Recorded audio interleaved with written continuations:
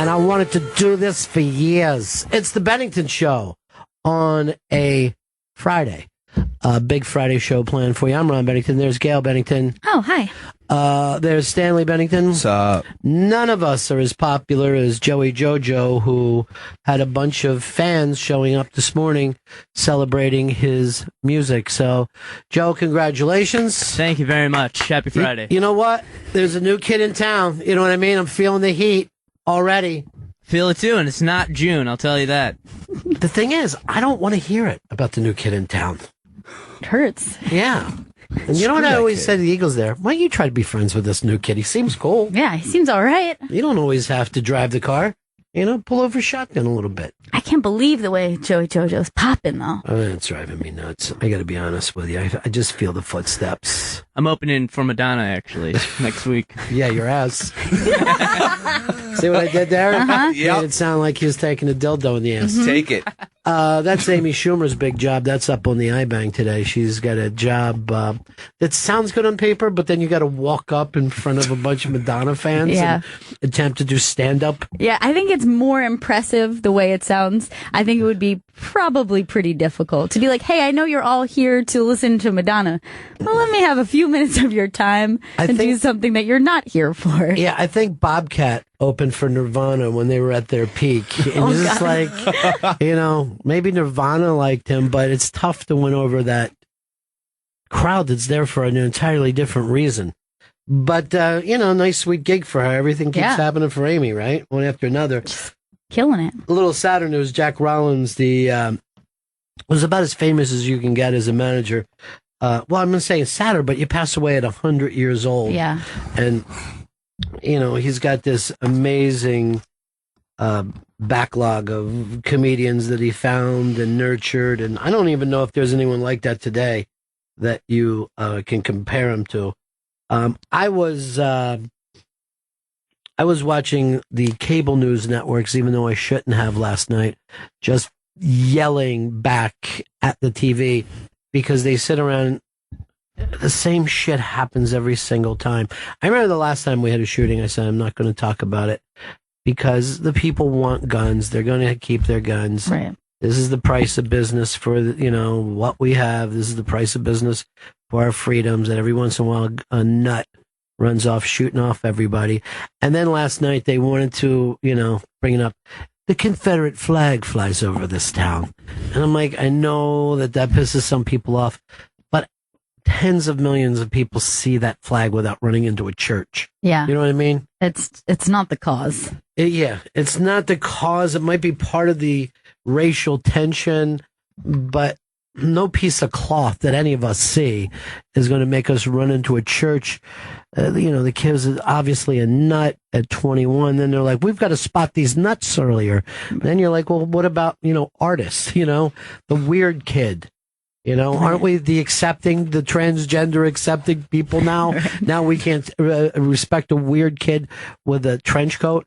It's just such a tough thing, and I don't want to see the same faces screaming their sides again. We need somebody that can step in and figure out something about this. Well, with the Confederate flag, saying that is an effect is just as bad as saying, like, the Charlie Hebdo thing, like that a visual can make someone do something like this. You have to take the power away from it. But, you know, at the same place, they were bringing up, okay, there are streets in this town named after Confederate soldiers, right? And then people are like, that's our heritage. But if Germany had like the Rommel Highway right. and said, look, it's our heritage, it's all part of us, we would probably not be trading with them right now. We'd be treating them like they were South Africa. But it's tougher than something that you could fix on a radio show or a late night cable outlet. Put up the thing with Don Lemon. I thought that this was pretty fun. Don Lemon and somebody else from CNN are out on the street, and just play that clip a little bit of a lady that walked up on them. Talking about is whether this is terrorism or not, and I think it is terrorism by any stretch of the imagination. You can understand that people are upset, but we're going to continue to talk about that. The president himself said he's angry today. Right. And local leaders said they are angry, too, that violence like this can't happen in a church. Now, here's what I love about this thing. If you're not going to talk to people on the street, stay in the studio. Yeah.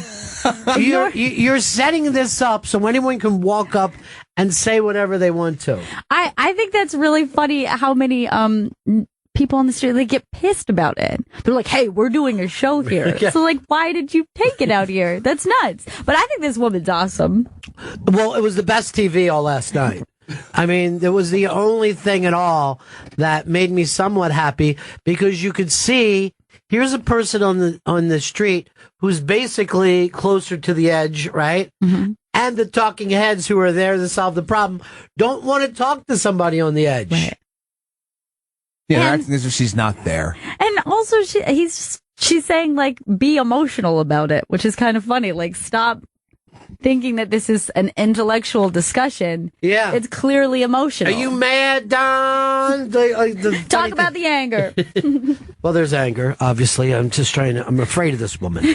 Right now, you got to remember, I don't even have my tie and jacket on because it's so warm here. I like trying to ignore the fact that she's screaming Obama is an Uncle Tom behind their heads. Well, first of all, the funniest thing is, isn't it time we come up with a better or at least more modern term than Uncle Tom that has been around since the Civil War, and we still have no... for a while they called them Huxtables, but when you saw... Now that means something else. Yeah, when you saw how, I guess, gangster fucking Mr. Dr. Huxtable turned out to be, that doesn't work either. But I don't see any way to solve this problem, even though it doesn't exist on the level that we have in other industrialized countries. But I said this with the last shooting. I don't even remember which one it was. If America didn't jump up and do something after those babies got murdered in Connecticut, we just never are. This is just fucking TV. Yeah. The ratings spike when you do this kind of shit. People sit around and they go, yeah, that flag is wrong, or, we do need our guns, or no one should have guns. That shit is just TV. It isn't real discussion. Yeah. Nothing. Washington isn't having these discussions. And you're right. It's like, what could be worse than Sandy Hook as an example of why the problem might need a little attention? If that didn't do it, it's not going to happen. Well, I think they said since the fact that Obama's been president, it's the 14th time that he's had to address the nation with this. That's 14 fucking times in his terms. And the next president is going to get another 14. Mm-hmm. We're just going to go on like this. Lynn Yes. Ray. Yeah. Yes, hello. Hi. I just wanted to say that saying that the Confederate flag being up and having streets named after Confederate generals only makes some people angry. I think that's a gross understatement. It makes most of us angry. And I was born in Mississippi. And yet, if you would put a vote up on it in Mississippi or Alabama or South Carolina, you would lose the popular vote, Lynn. They run polls on this all the time. But if they let black people vote? They do let black people vote. The majority of the people are not outraged by that. I worked in Virginia before where they had Robert E. Lee Day was on the same day as Martin Luther King Day. Yeah. And the people are like, yeah, there's no problem with that. I mean, if you look at the majority of the people, they're okay with it. The majority of the people are okay with everybody having guns too. I like that they also pretended that was a coincidence. Oh, we just happened to pick that it's the same as MLK. Weird. Strange, I know, but... I just called to say that I greatly disagree. I spend most of my time in black churches here in the Bay Area, and I can tell you that black folks do not feel good about... Well, I will agree with you with what you're saying, that those people don't like it, but the majority of the people who live in that state, like I live in New York City and I never see the Confederate flag, right? But if I go down south, when I lived in Florida, I saw the Confederate flag. The people who live in those areas still like that image. I think your comparison of if there was a Rommel highway, we wouldn't be doing business with them. I think that's a great comparison. I agree 100%. Yeah, I mean, that is true. We would not be doing business with Germany if they had Rommel highways. We would act like they were South Africa. But, we have our own amount of hypocrisy, don't we, when it comes to what we expect of foreign people and what we expect of ourselves. Well, yes, and I don't know if you've heard Jon Stewart say a couple of weeks ago that people claiming to be more American than others and flying their Confederate flag, when in fact the Confederacy was to break away from America and to not be part of America, is extremely ironic. Yeah, but a lot of times I like to look at that flag and remember that my side won. And I always do like a little giggle, you know what I mean? The loser's flag. Yeah, they didn't finish first, that's for sure. But I have to admit, I've seen it, at Tom Petty concerts, and I don't get offended. But then again, yeah, it's not exactly my heritage on either side of that. All right, thanks, Lynn. Here's Melanie in Toronto on line 5. Take your thumb off of line 5 and let me go to Melanie, please. Thanks. Hey, Melanie. Ron, I love you. I do.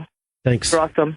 I just want to correct you about something. Sure. This is like the third time I've heard you say it, that, they're letting black people vote. Ron, there's something like 60 different bills right now being put forward to literally stop people of brown color from being able to vote because they usually vote for Democrats.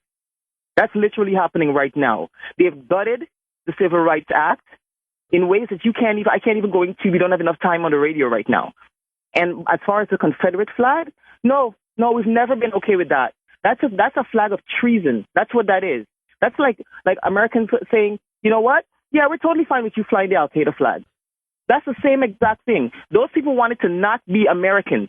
I have done this topic on the radio in the South, and people always try to teach us the history of the flag, and it's a battle flag. It's not whatever it happens to be. You have people that listen to you that are of a very specific demographic, right? So who's going to call you are not going to be the people who actually feel and have been affected by, that flag.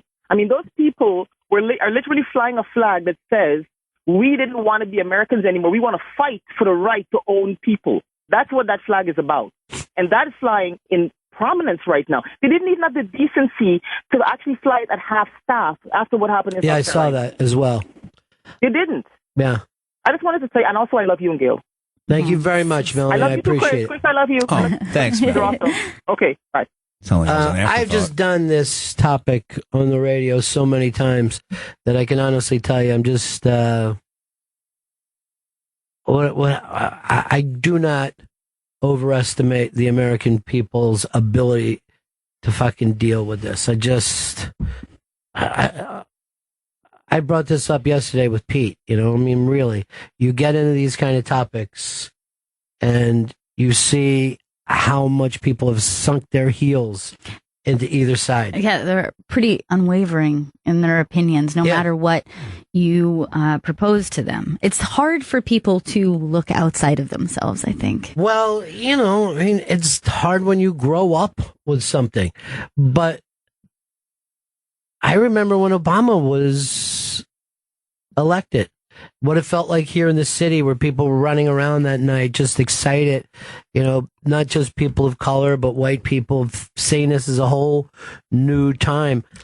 And I kind of feel like if racism isn't worse, it's exactly the same as it was before. The gun law stuff I've never seen take a tick in any direction, Mm-hmm. Again, if you're not going to do it for Sandy Hook, if you're not offended by, people shooting up children, I can't imagine that people shooting up a church. And whether we call this guy a terrorist or not is being debated. Would we be way more freaked out if this was a Muslim who ran into a church shooting people? Would everybody be like, see, this is what we got to do? Here's Michael in Tampa. Michael. Hi, how you doing? Good, buddy. Really appreciate your show. I love what you're doing for freedom of speech. I come from a different perspective on the whole Confederate flag, and more from a modern perspective. What I believe the Confederate flag stands for, and I'd like to preface by saying I don't believe or support slavery in any way, and it don't come from a racial perspective. But what I think it is a group of people that actually have the balls to stand up for what they believe in, whether we agree with them or not.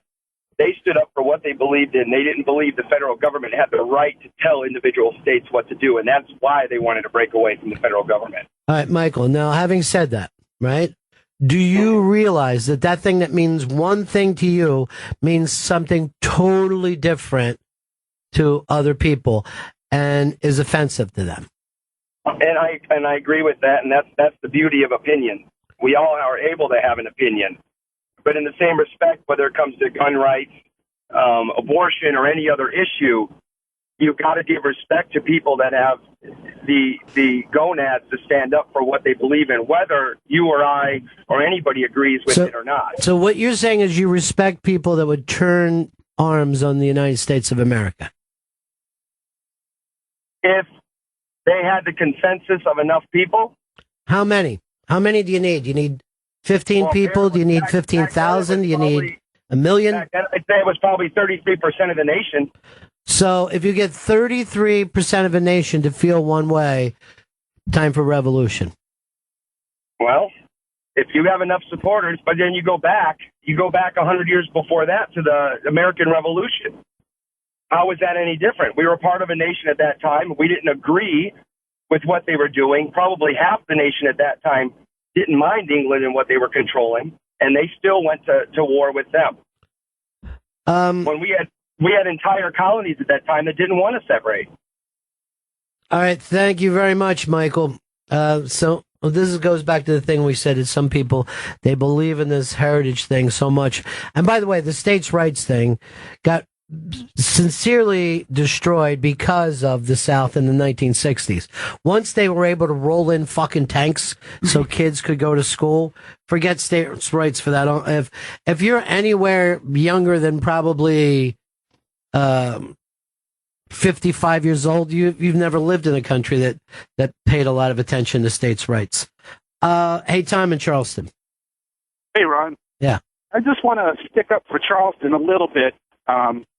Y'all are describing Columbia, our capital, which is comparing like Albany to New York City. Charleston does not fly the Confederate flag. We are not the capital of South Carolina. I just wanted to point that out. And you know what, Tom? You come up with a very good point. The press on Charleston has been through the roof in a positive way for the last couple of years. It's being talked about as this really hip, kind of progressive, cool city, great music, great food, great architecture. The last few years, anytime that people start to talk about great places to live, Charleston is on the top 5, top 10.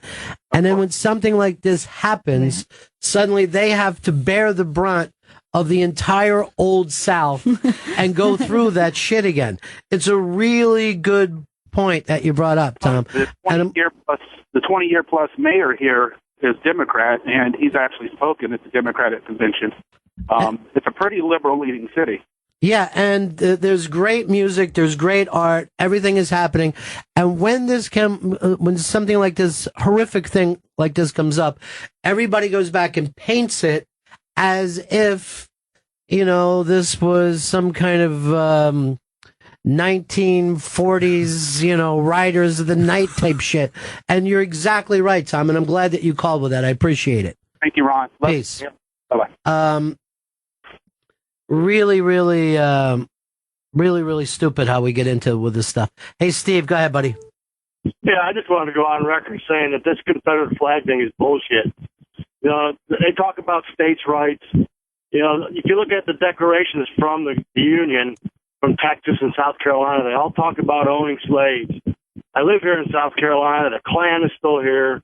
There's still this racist undertone in South Carolina, and truly, it doesn't surprise me that this kid went off the deep end to shoot black people.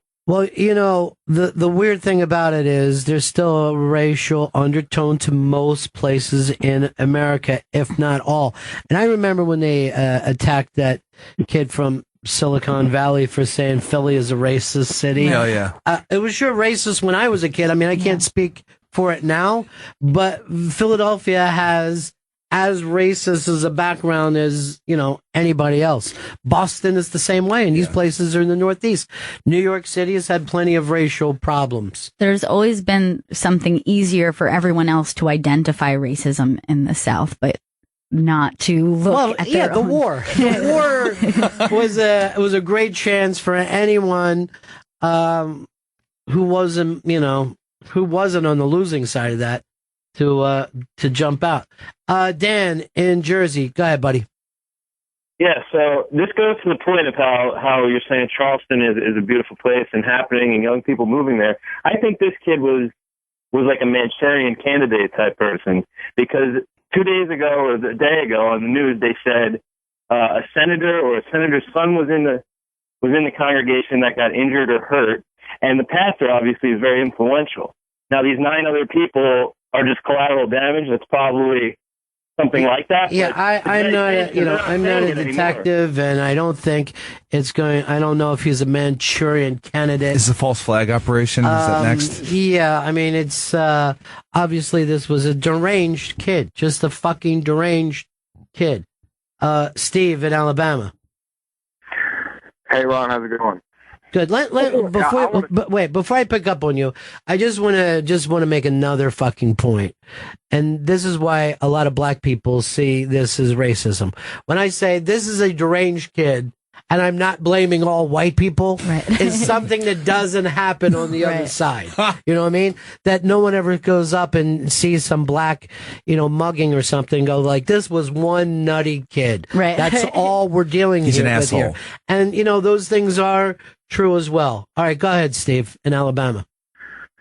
Yeah, first I want to second the guy from Charleston. Yeah, Charleston and Columbia, I've been to both, and they're night and day. Charleston's a great city. And I don't even think the guy who committed this crime, I don't think he's from Charleston. I think if I read correctly, he drove, to get there. But as far as the Confederate flag, yeah, I grew up in Alabama, and the people who say it's about pride and standing up for state rights and stuff. I mean, that there might be a small majority who believe that.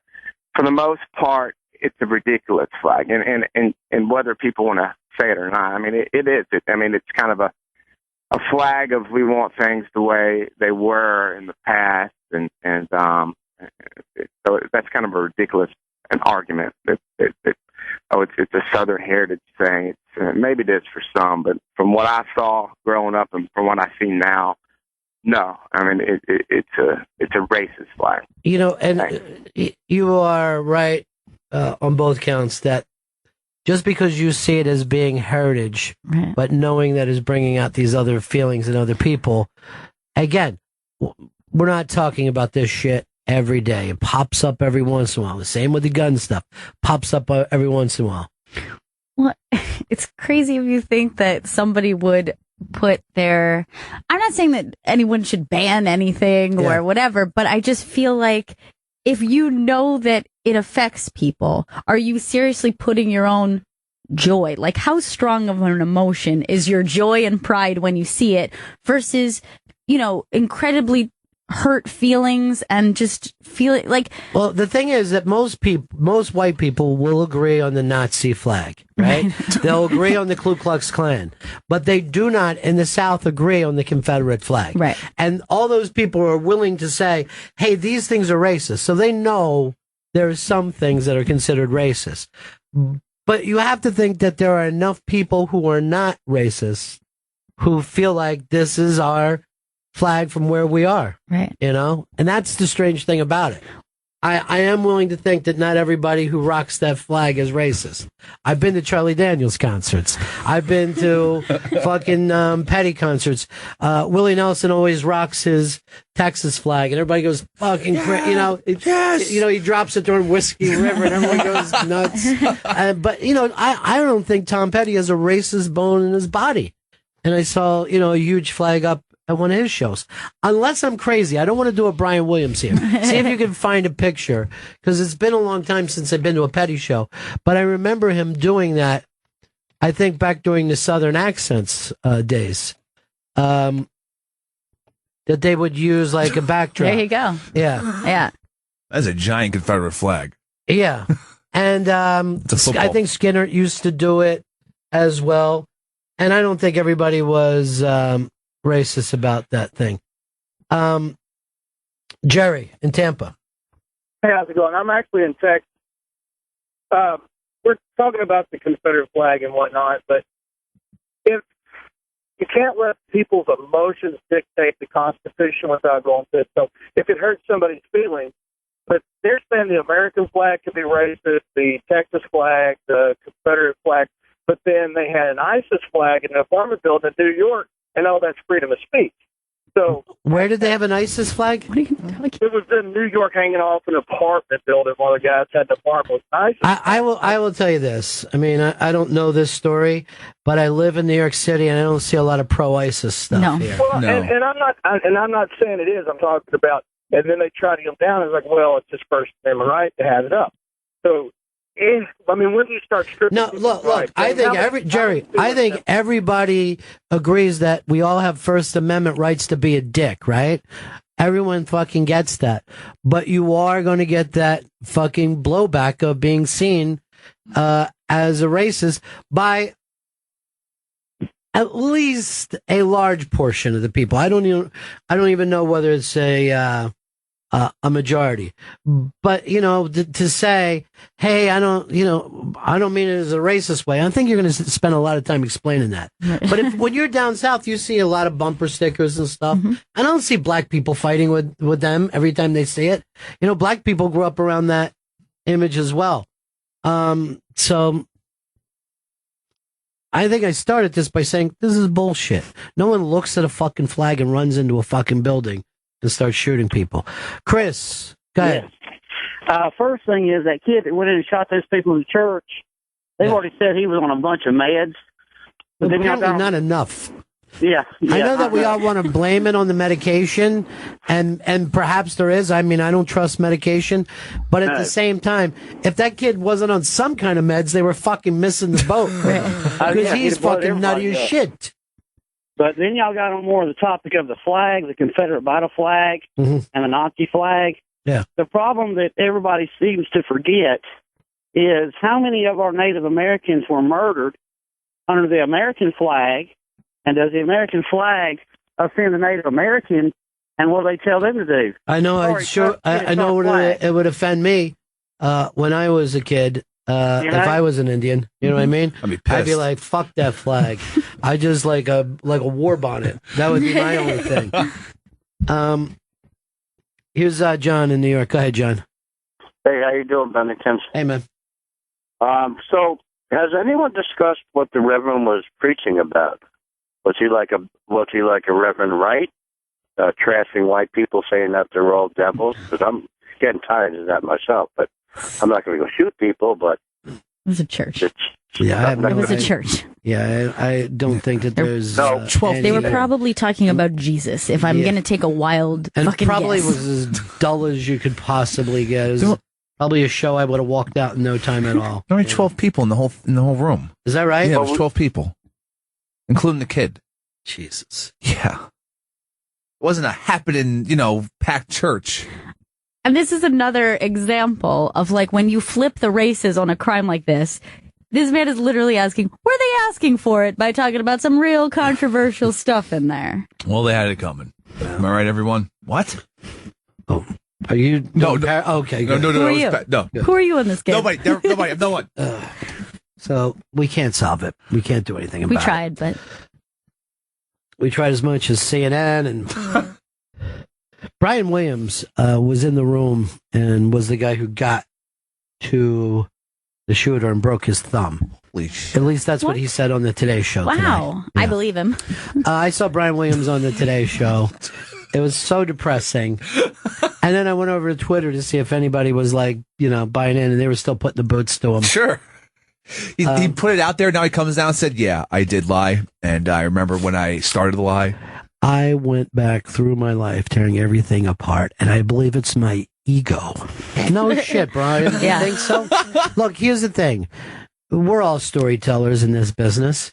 Every time you tell a story, the next time you tell a story, you got to make it better because you're telling stories to entertain. And, you know, when he goes on Letterman, he's not funny enough, or he doesn't have a new movie coming out.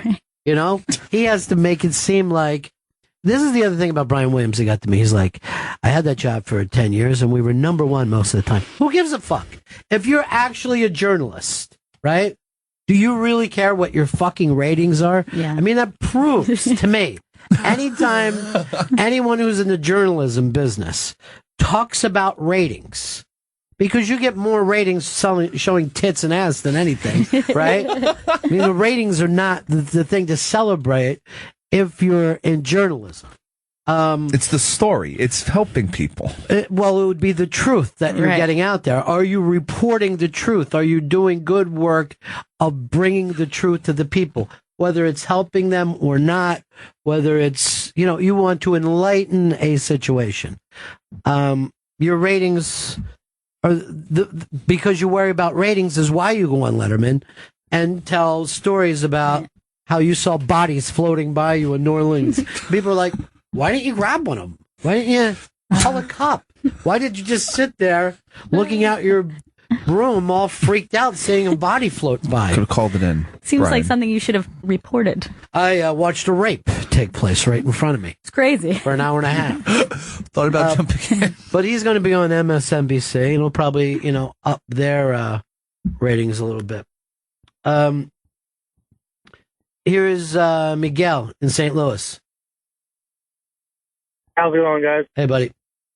Hey, well, first to make a comment on what the preacher was talking about, what I read is it was a Bible study. That'll teach him. They weren't actually preaching. It was just a general Bible study. Oh, that'll teach him. Yeah, but I think, you know, we have to admit that there is still racism in this country, and even if, you know, we don't agree with what this kid did, obviously I hope people don't, but we have to, you know, point it out and say, you know what, yep, I'm a white person.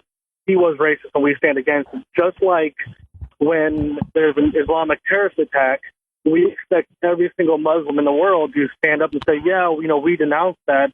We should then, you know, when something like this happens, we need to stand up and say, you know, this is wrong.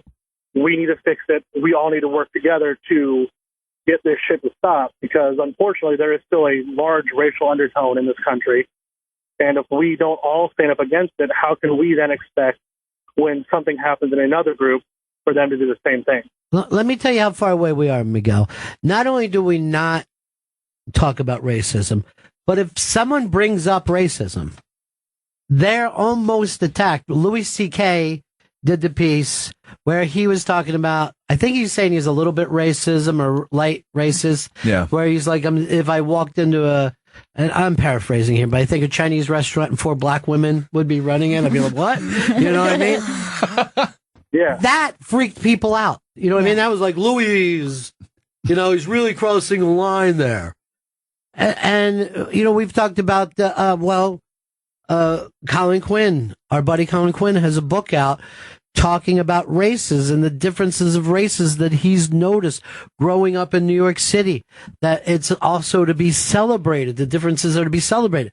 People are freaked out again, just bringing up race. We're like babies. It's like we're fucking afraid of the dark. You know, most people that I hear, that I know talk about racism is somehow the white man has lost his place and it's being taken away from him. That's easier to be talked about. And they'll always say, look, I'm not racist myself, but I see us losing. And you're like, okay, well, at least you're talking about race on some level. You know, at least there's something there. I think it's more than losing something. It's I don't have my place of power anymore. They are gaining equality to me. And if we don't talk about racism, it's never going to go away. And if we don't bring it into light and say, look, here's a problem, let's fix it, it's never going to go away because we're too fucking pussyfooting around, you know, to do anything about it. You know, we need people on TV to talk about racism that have never been on fucking TV before. I am tired of the same fucking talking heads. It's just like when Opie brought up that he had The British Piers Morgan. All Piers Morgan does is get people fucking angry. You know what I mean? Yeah. Like, Piers, you've had your fucking say. Yeah. We get it. Let's have some other people who've never discussed these things, and we put them on TV. Why can't there be? There's 180 fucking stations right now. Why can't there just be one of people talking about race, abortion, gun control, without screaming, without taking one side? Just people sitting around and doing it this way, trying to find a fucking solution rather than a blame. Saying, look, I get it. I get how you fucking feel, but look where we are. You know, we're having these mass shootings over and over again. So what can we do? Is there something that we could put our science budget into? You know what I mean? Is there some different way that we can figure out how to only have guns in the people that are responsible? Because most people, high majority of people who have guns are incredibly responsible with them. Most of the people, you're like, they got 50 guns, but they're not running into a church and shooting people. So you're not in danger. You know, oh, we're keeping weapons off the plane. I'll guarantee everyone right now, I could have a fucking AK-47 on my lap on the plane, and you guys are safe. I'm not shooting anyone with it. You could put a fucking atomic bomb in my bag. You're going to be safe. I'm not fucking letting it off. So it can't just come down to the object. But at the same time, we don't want to screen people because, oh, blah, blah, blah. I get it. Let's fucking keep talking about it, but not the same assholes until we get to the fucking, to the part. And I agree. I think the biggest thing is it doesn't have to be one end of the spectrum or the other. It's not guns for everybody or no guns at all. It's like you said, there's got to be a way to make sure the responsible people who aren't, mentally unhinged, who aren't on the edge of going on a mass shooting, we should be able to keep the guns out of their hands before they do something wrong, while still allowing people who are responsible to have all the guns they want. There is a common ground to be found that we need to find it and work to get there instead of the scare. But we'd have to want that, Miguel. We'd have to fucking totally want that, and I don't think we do. What I think we do, and I was trying to make this fucking point to Pete and his producer yesterday, what I think we want is TV ratings. I think that's why we put those people on TV, to go back and forth. Because if you have people discussing things comfortably, it's not exciting. You need two sides screaming each other. You need a meltdown. You need somebody to blame the women or the Jews or the NR, whoever needs to be blamed.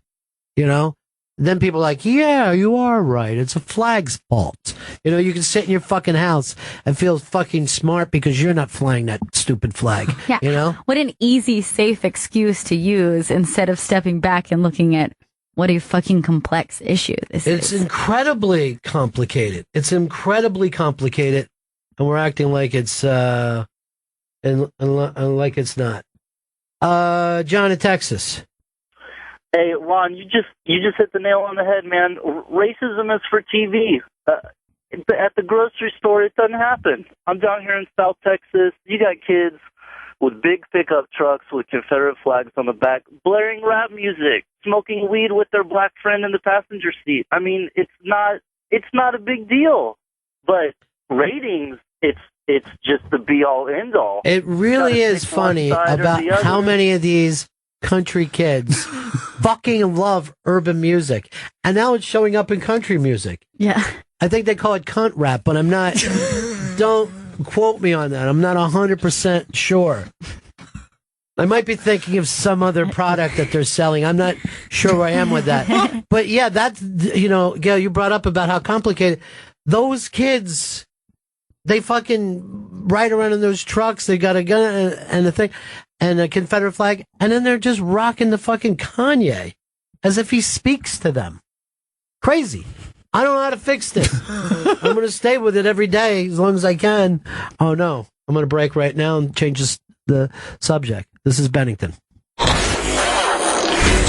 You're listening to Bennington on Raw Dog Comedy Hits, Sirius XM 99. You know who I really think could bring this country together in a way nobody else could, and that's Tito's Beverage. Tito Beverage, to me, is the American dream in 3D. You know, you hear about the American dream a lot, but it's very rare that you hear about a guy who said, I'm going to take an idea that I have. You know, he's making vodka for his friends around his house, and he goes, he's giving them out at Christmas, and he's giving it out to people's birthdays, and they're like, this is really good vodka. Because Tito's got a chemistry background, he worked in the oil business, and he understands chemistry, but there's something else that happened there. He kind of had a nose for marketing as well.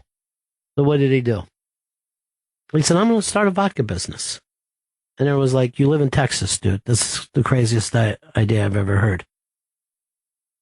Sinks all his money into it, makes the best vodka out there, takes it around store by store, bar by bar, and says, here.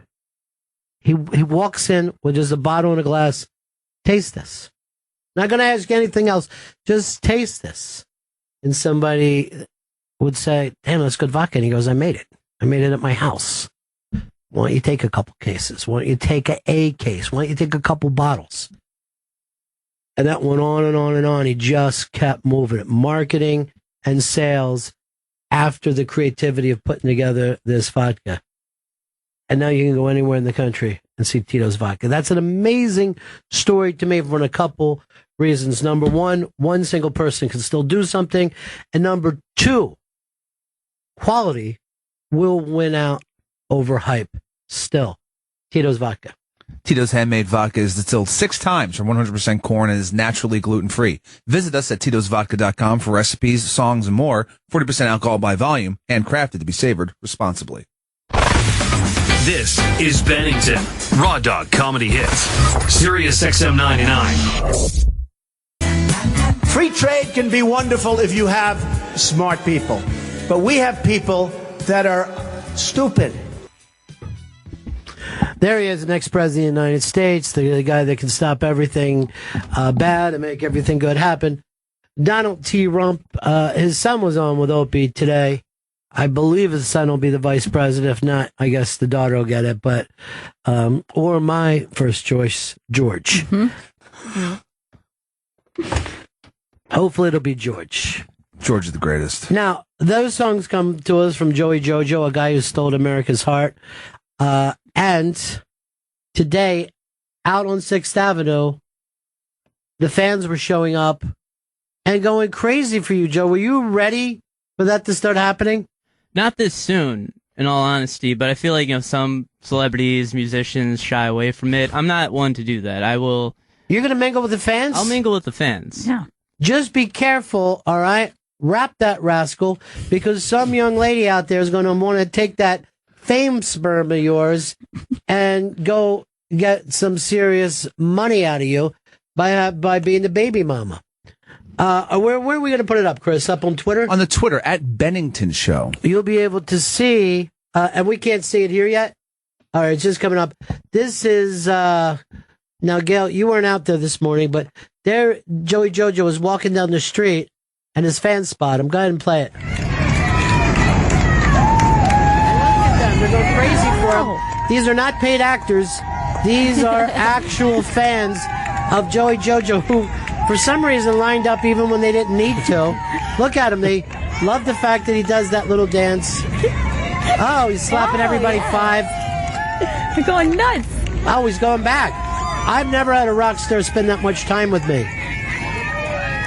They are loving it. All right, my God. That was actually, what would you call that, a handstand, Joey? A handspring. A handspring. Well, you didn't spring much, so I don't know what it was, but the hands did hit the floor. He's waving the hat. If you go over to the Twitter tweets... At Bennington Show. At Bennington Show, you'll see... All right, now they're actually boring of him, and he's still staying with them. You're trying, no, he's trying to fire him up. Yeah, he's got to be his own hype man. And there's an elderly woman who digs him in a big way. That was a weird day out there. Yeah, I wasn't expecting it, but I'm always ready for it. I can't believe So it. what's the name of that on the... Joey Jojo gets a great big hand. All right, Joey Jojo gets a great big hand. Retweet that to your friends. Get it out there. Because if you get a line of people together, Joey will come to your town to high-five you all and do a handspring. Yes. Every single one, except for one person, because that's kind of the joke. I like that. Yeah. Somebody's out. Someone's always got to be out. Scarlet Letter, that fucker. Yeah. I had no idea that he got this much fame so fast. You missed it by 10 minutes. 10 minutes. Look at them. They just are crazy. And you see, Joey doesn't even, he's on the phone, I guess, with his agent or musical publisher. Somebody that he's rocking with. You can see the shock at first when he hears the applause. Shocked but prepared. I hate to say that he's being very Homer Simpson, but he ran with the excitement more than I expected. There's his famous handspring that he... Pop that hat right off. But not the glasses. Amazing. Are they fitted to your face? They're fitted on my face for this very occasion. Now, if someone popped you in the jaw, it wouldn't knock your glasses off. It wouldn't knock my glasses off, but it might hurt my jaw a lot. Oh, yeah, you're right about that. I didn't even think of that. Now, do you keep your glasses on during the sex act?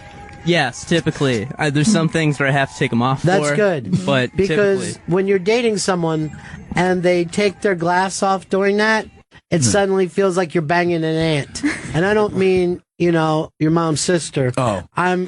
Because you're not used to singing that way. The glasses are part of their face. If he took his glasses off now, I'd start freaking out. Because I only know him. Like, if I picture Joey in my head. You're a grown man. You're going to freak out because someone took off their glasses. Yeah, I am. It takes not much. It's a weird naked look, right? Like, it's almost like more bizarre than seeing somebody with their clothes off. It's true. Seeing this like naked face. Although the only time I'll request that they put their glasses back on is for blind people. Mm-hmm. I'll go, look, dude, you look so cool with those shades on. Don't like having those eyeballs just floating around. Why? Your bluntness. Just leave it, son. Like, I'll say the perfect thing, and then you go in and you describe it to a T, and it's so annoying. There's a couple other great things up on the iBank Today video was. Why don't we run through them? Number one, I'm not big on the viral videos, but the daddy-daughter thing, beatboxing together, is my favorite thing that I've ever seen in the history of the internets. What's the title on it, Chris? Daddy-daughter beatbox duo. Okay, I described it properly then. All right, go ahead and hit that. Nice and loud.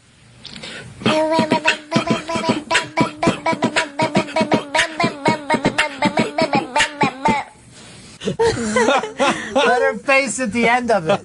Her face is just like, holy shit, we did an awesome job just now. I know. I just got to see it one more time because it's the funniest shit in the world today.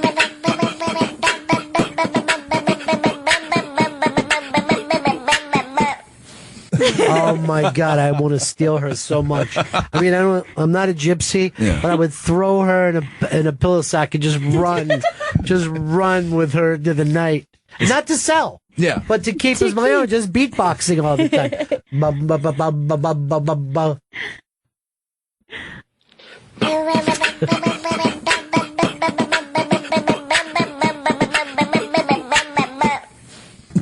Pure shock. She had no idea she had it in her. I like to get, is it Avery to babysit her? Avery. I like to get Avery to babysit her sometime. All right, then there's a couple of F-bombs up on, let's just go Chicago first. Everyone's celebrating the Blackhawks and the big Blackhawks win, and they've got the Stanley Cup, everybody. I think 3 times in 6 years. 3 times in 6 years, yeah. Which is, I think, one away from calling them an absolute dynasty. Right now, they're on the cusp. If you do 3 in a row, you're a dynasty. 100%, yes. Yeah. I guess you could be a mini dynasty if you go 3 out of 5, but you got to go 4 for 7. Yeah. You got to start racking those things up back to back. I might even get more. Yeah, you got to get a couple back to backs before everyone's like, hey, they can't be beat. They're dominating. Because obviously you can. When you're 3 and 6, there's years that you don't have it. All right, so who is this speaking This now? is Corey Crawford. All right, let's listen.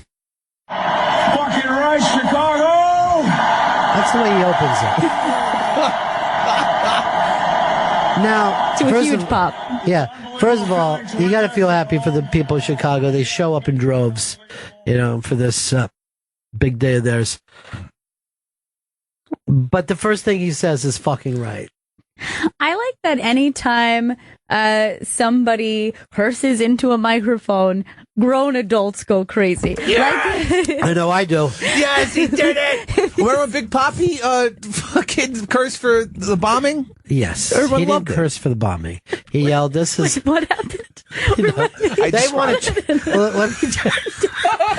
let me explain. I have no idea. Let me just explain to it. They won a championship in the same year, right? That the Boston bombing. The bombing. And then he went out to these still grieving people. Now they're excited. And he yelled, "This is our fucking CD." And everybody clapped. And they were excited. No, not a single person got mad. Right. And there were children there. It was fine, Now, what Chris said. Yeah, I was slightly off. Yeah. What He Chris did it for the bombing. Yeah. As in pro-bombing. What Chris said What is... bombing even? I was so lost. Yeah. Remember when Big Poppy cursed for the bombing? Everybody knows what Big Poppy He is, cursed right? for the bombing. What Chris said is something like when a little kid who has gossip runs into your house and yells out half-truths and then needs water. You're like, "Here, drink some water, settle down, and tell me the news that you have." Okay. But in your own way, you're trying to help. You're trying to be on the radio, right? Oh, yeah, definitely. Yeah, I don't get it. I don't think that you're helping at all, and I don't Okay. really feel like you should be on the radio because you just, you talk so damn crazy. So that was one. This is the other kid. There's a movie out called Dope, which, by the way, has gotten some great reviews. And what's this kid's name? This kid's Blake Anderson. He's also from Workaholics. All right, so Blake shows up via Skype, I guess, on some kind of Wake Up Cincinnati show.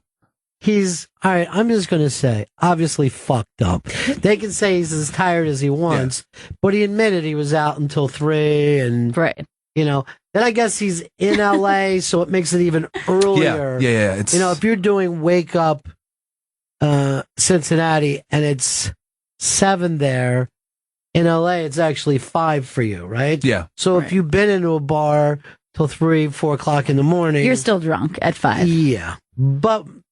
And he's eating a bagel. And let's just see what he's doing here. Drugs over the internet. Yeah, basically my character is, the kids just stumble across some drugs, but my character offers them a way out. They're just It was really. they're. Oh, go ahead. Yeah. Sorry, I just woke up like 5 minutes ago. Oh, you were sleeping? Hell yeah. Dude, it's like 6 o'clock over here. It's very early. Jesus Christ. Well, we appreciate. It's very early, and I'm very tired. The Warriors won the championship. Okay, we gotta go. I just said Okay. that for it. Very good. Thank you. We're gonna go now. Okay. Back over here then. Okay. Hey, if you want to see this again, you can check it out on YouTube, I'm sure. Now- in just a couple of hours. First of all, there is a PR person whose job it is to say, "This dude ain't ready to go on TV." Yeah. They're fired, by the way. I'm Yeah. sure of it. Cancel the segment at this point. Now, he is a pro.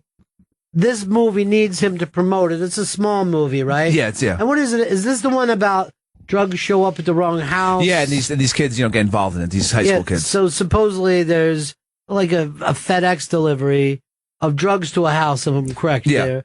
And the people, they go to the wrong house. The kids see it and go, "Wow, we got a bonanza."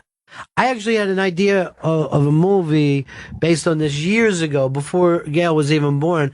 I was down in Florida, and there was some smugglers coming in with cocaine, right? Yeah. And the naval jets, I guess, that patrol were right on their ass, right? And these guys started to throw duffel bags just chucking it? of fucking coke out of the plane, right? Over the entire Tampa Bay area.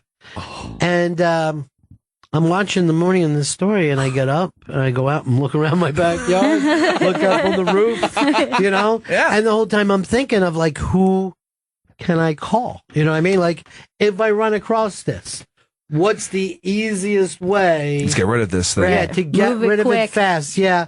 And who can I trust? Because now this is, you know, a duffel bag full of Coke is worth killing somebody for, right? Yeah. So I'm like, who from the old neighborhood is connected enough without being crazy? And then I'm like, when that, of course, obviously the odds of, it would be like having a lottery ticket land in my yard. But then I'm like, wow, well, that would be a great idea for a movie. What if it did? And now a guy who's not a drug dealer would go, is it worth making the move for? I would have been able to do that with the own fuck up on Wake Up Cincinnati. But the other part of this is, we're at the point now that no one, even if you have your children with you, you're not freaked out if someone says fuck. But yet we still act like we are. Yeah, it's giving something power that you don't need to. It's only shocking if you teach people this is a shocking word. It doesn't hold any weight otherwise. Yeah, I guess. I mean, but at the same time, I think in front of children, if you were to say like, "Oh, I fucked her in the ass," I don't want to make it a big deal. Too far. Yeah, no, there's a place. There's a place. But I don't think people are overly alarmed these days the way they used to. Well, I think it's weird when stuff like that gets kind of watered down and we forget the context, like sucks and blows. Like, that's true. I remember, like, when I was a kid, someone saying to me, you know, when you say that sucks, what you're saying, and you should not be saying that if you're a child. But it's not like we thought of it that way. It sucks. Sucks everything. It sucks. Whatever. Blows. Sucks. This whole thing sucks. Sucks cock, really, is what I'm saying. It blows dicks and it sucks cocks. And wussy is really a wimp pussy. So there's everything. Now you know. And it eats, you know? And that's up to you, whether it's ass, shit, whatever you want to call it. It's all right there. You don't know. I mean, this thing is a handy. To me, it's like I'm getting my balls soaked by them. They're soaping up my balls as I speak. That'll be the way people will be. It'll be somebody running. Oh, Trump will probably do it. I'm not here to soak your balls. Yes. I'm telling the fucking truth. I will lean China over and ass rape them until I come. What did he say? And then I will force their women to cream pie. You understand what I'm saying? No. Drop the load, T-Rock.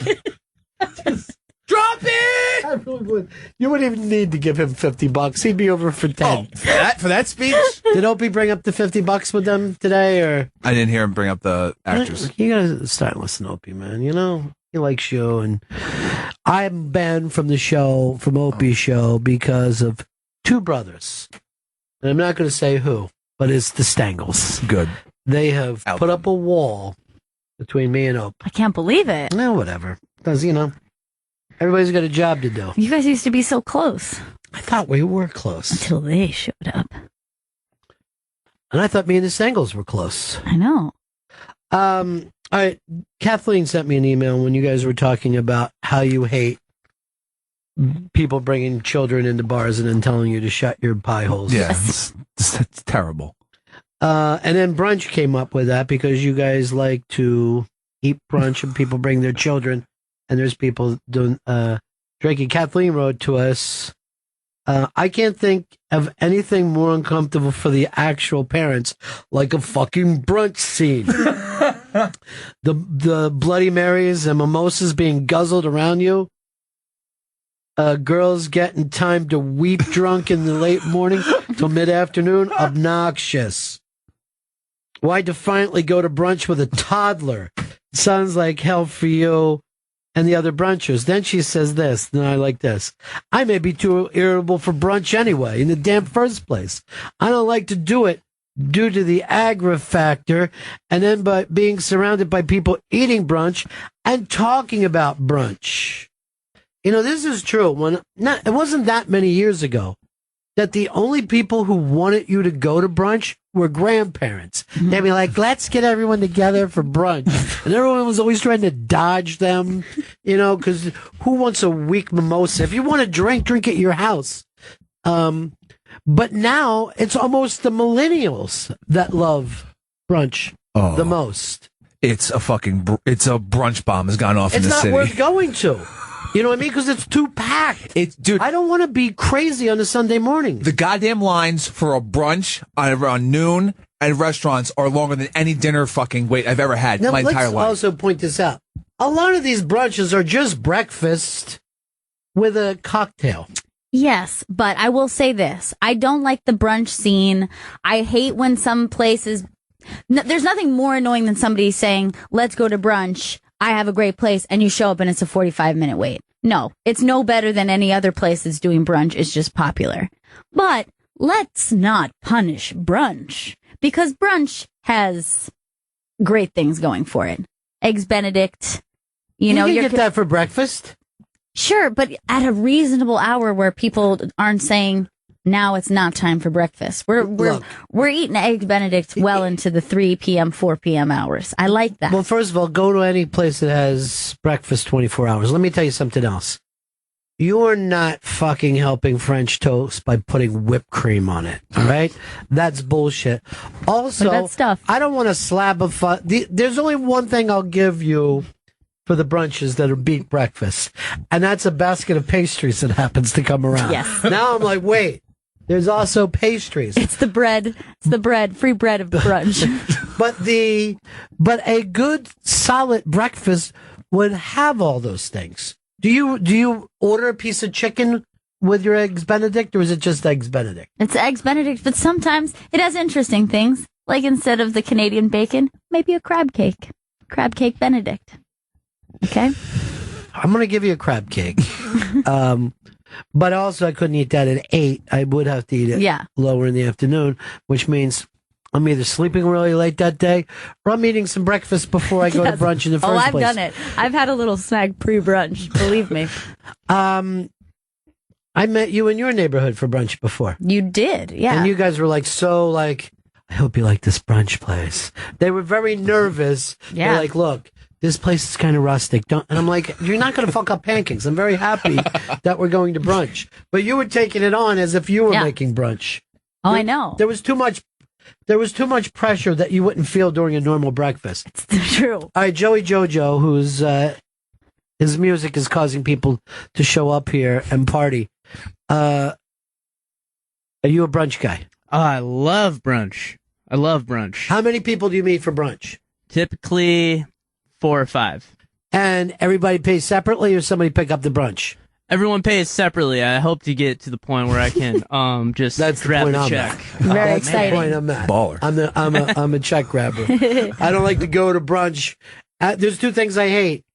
A, they say, let's divide this. That annoys me. It's horrible. Or B, someone else said, I got the check when you weren't looking. And I'm like, what are you trying to do? Fucking start trouble? Yeah. I'm here to get the check. That's the whole reason. I thought I was invited to be the check guy. Now, that's why I don't look forward to Father's Day. I don't want anybody grabbing the fucking check that day. Well, I do have a little help with my freebie. Oh, yeah, you got a nice lobster thing. Mm-hmm. Chris Stanley, brunch guy, not a brunch guy? Fucking love brunch. Okay.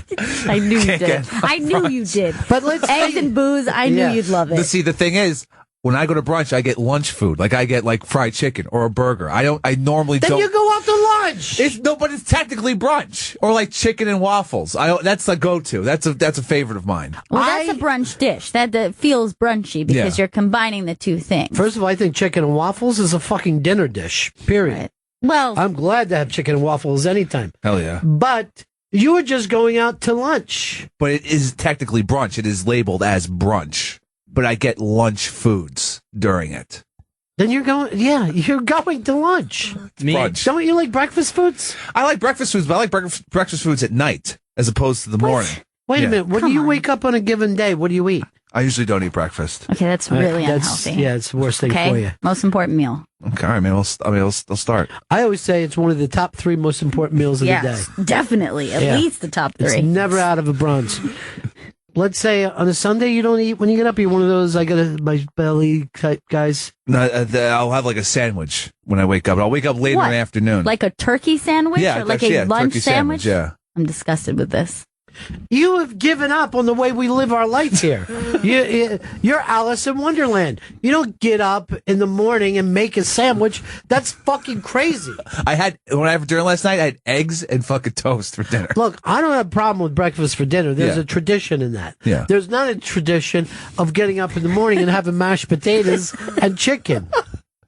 I've foregone that lifestyle. I've switched. But you're not part of this society. No. I'm part of the society, and I go to brunch. No. Here's our society. Yeah. Breakfast, lunch, dinner. Yeah. That's our society. Mm-hmm. To get up in the morning and grill a steak. Oh, that sounds great. Sick. And have a baked potato is going off the rails. Of course, if you're doing steak and eggs, brunch style. Yeah, well, particularly if you're out west. Yeah. But I don't like the idea of somebody... Well, I would almost say this for an adult: cereal is not a breakfast thing; it's a snack food. It's a snack, yeah. Because cereal is not going to keep me fucking going, ready to meet my busy You'd day. have to eat 3 bowls of cereal for it to actually be like, now I'm full and I'm ready to go on for another 6 hours. Yeah, a bowl of cereal is like nothing. You're over it in like 20 minutes. You're like, what else we got? Brunch. Is brunch here yet? Pre-cereal brunch. brunch. Hotel where they act like we have a thing. And it's Continental? Yeah, and then bullshit. cereal boxes. What am I going to do with this? Thanks for nothing. A little bit of fruit salad, filled with melon, by the way. And a bad bagel. Not a real bagel, but a bun that's fucking round. Here's your bagel. Is it? Or is this a lie? Though I saw a sesame seed on here. Could be a bagel. Let me bring up another pro-brunch point. Okay. A little something called huevos rancheros, okay? Mexican brunch is the best kind of brunch you can get. And I stand by that. I'm not a fan of What? huevos rancheros. I'm going to agree with Stanley. I'm considering it Mexican food first thing in the morning. Yeah, like Not gonna do Mexicans that. eat. I can't eat a taco. But here's the Breakfast taco? I think that Cosby famously talked about you wouldn't get up and have a slice of cake, but you would have a donut or a muffin. Yeah. But no one gets up and goes, cut me a piece of that cake. You know why, Chris? Why's that? Breakfast, lunch, and dinner. Okay. We have a society of rules. You're never going to be invited to the Hamptons. Oh, come on. They can't give me a burger at the brunch menu? But the truth of any muffin or donut, that's cake for breakfast. And yet, you wouldn't actually eat cake for breakfast. Hey, Dan, you put up the comedy news story about the PC complaining comedians? Yes, I did. Hodgman just retweeted you. Who did?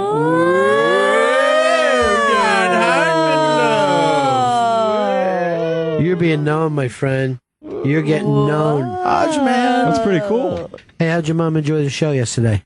Oh, I didn't talk to her about it, but I'm assuming she loved it. Find out if she got to see me on Pete's show. If not, send her over. I'll send her some links. Get that audio. Yeah, okay, yeah, get we'll do that it immediately. She's gonna send you some beer bottles also from yesterday.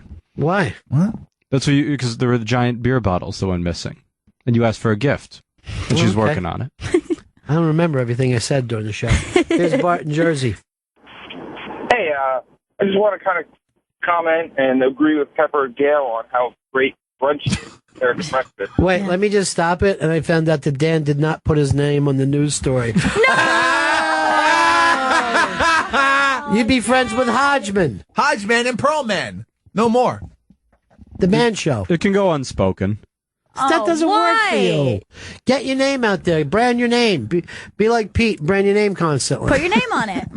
I gotta follow Pete's lead. Put a name on the it. person hung up now. They wanted to talk about brunch, and they got fucking freaked out because we kept changing the subjects, and by we, I mean me. Jay in Bakersfield.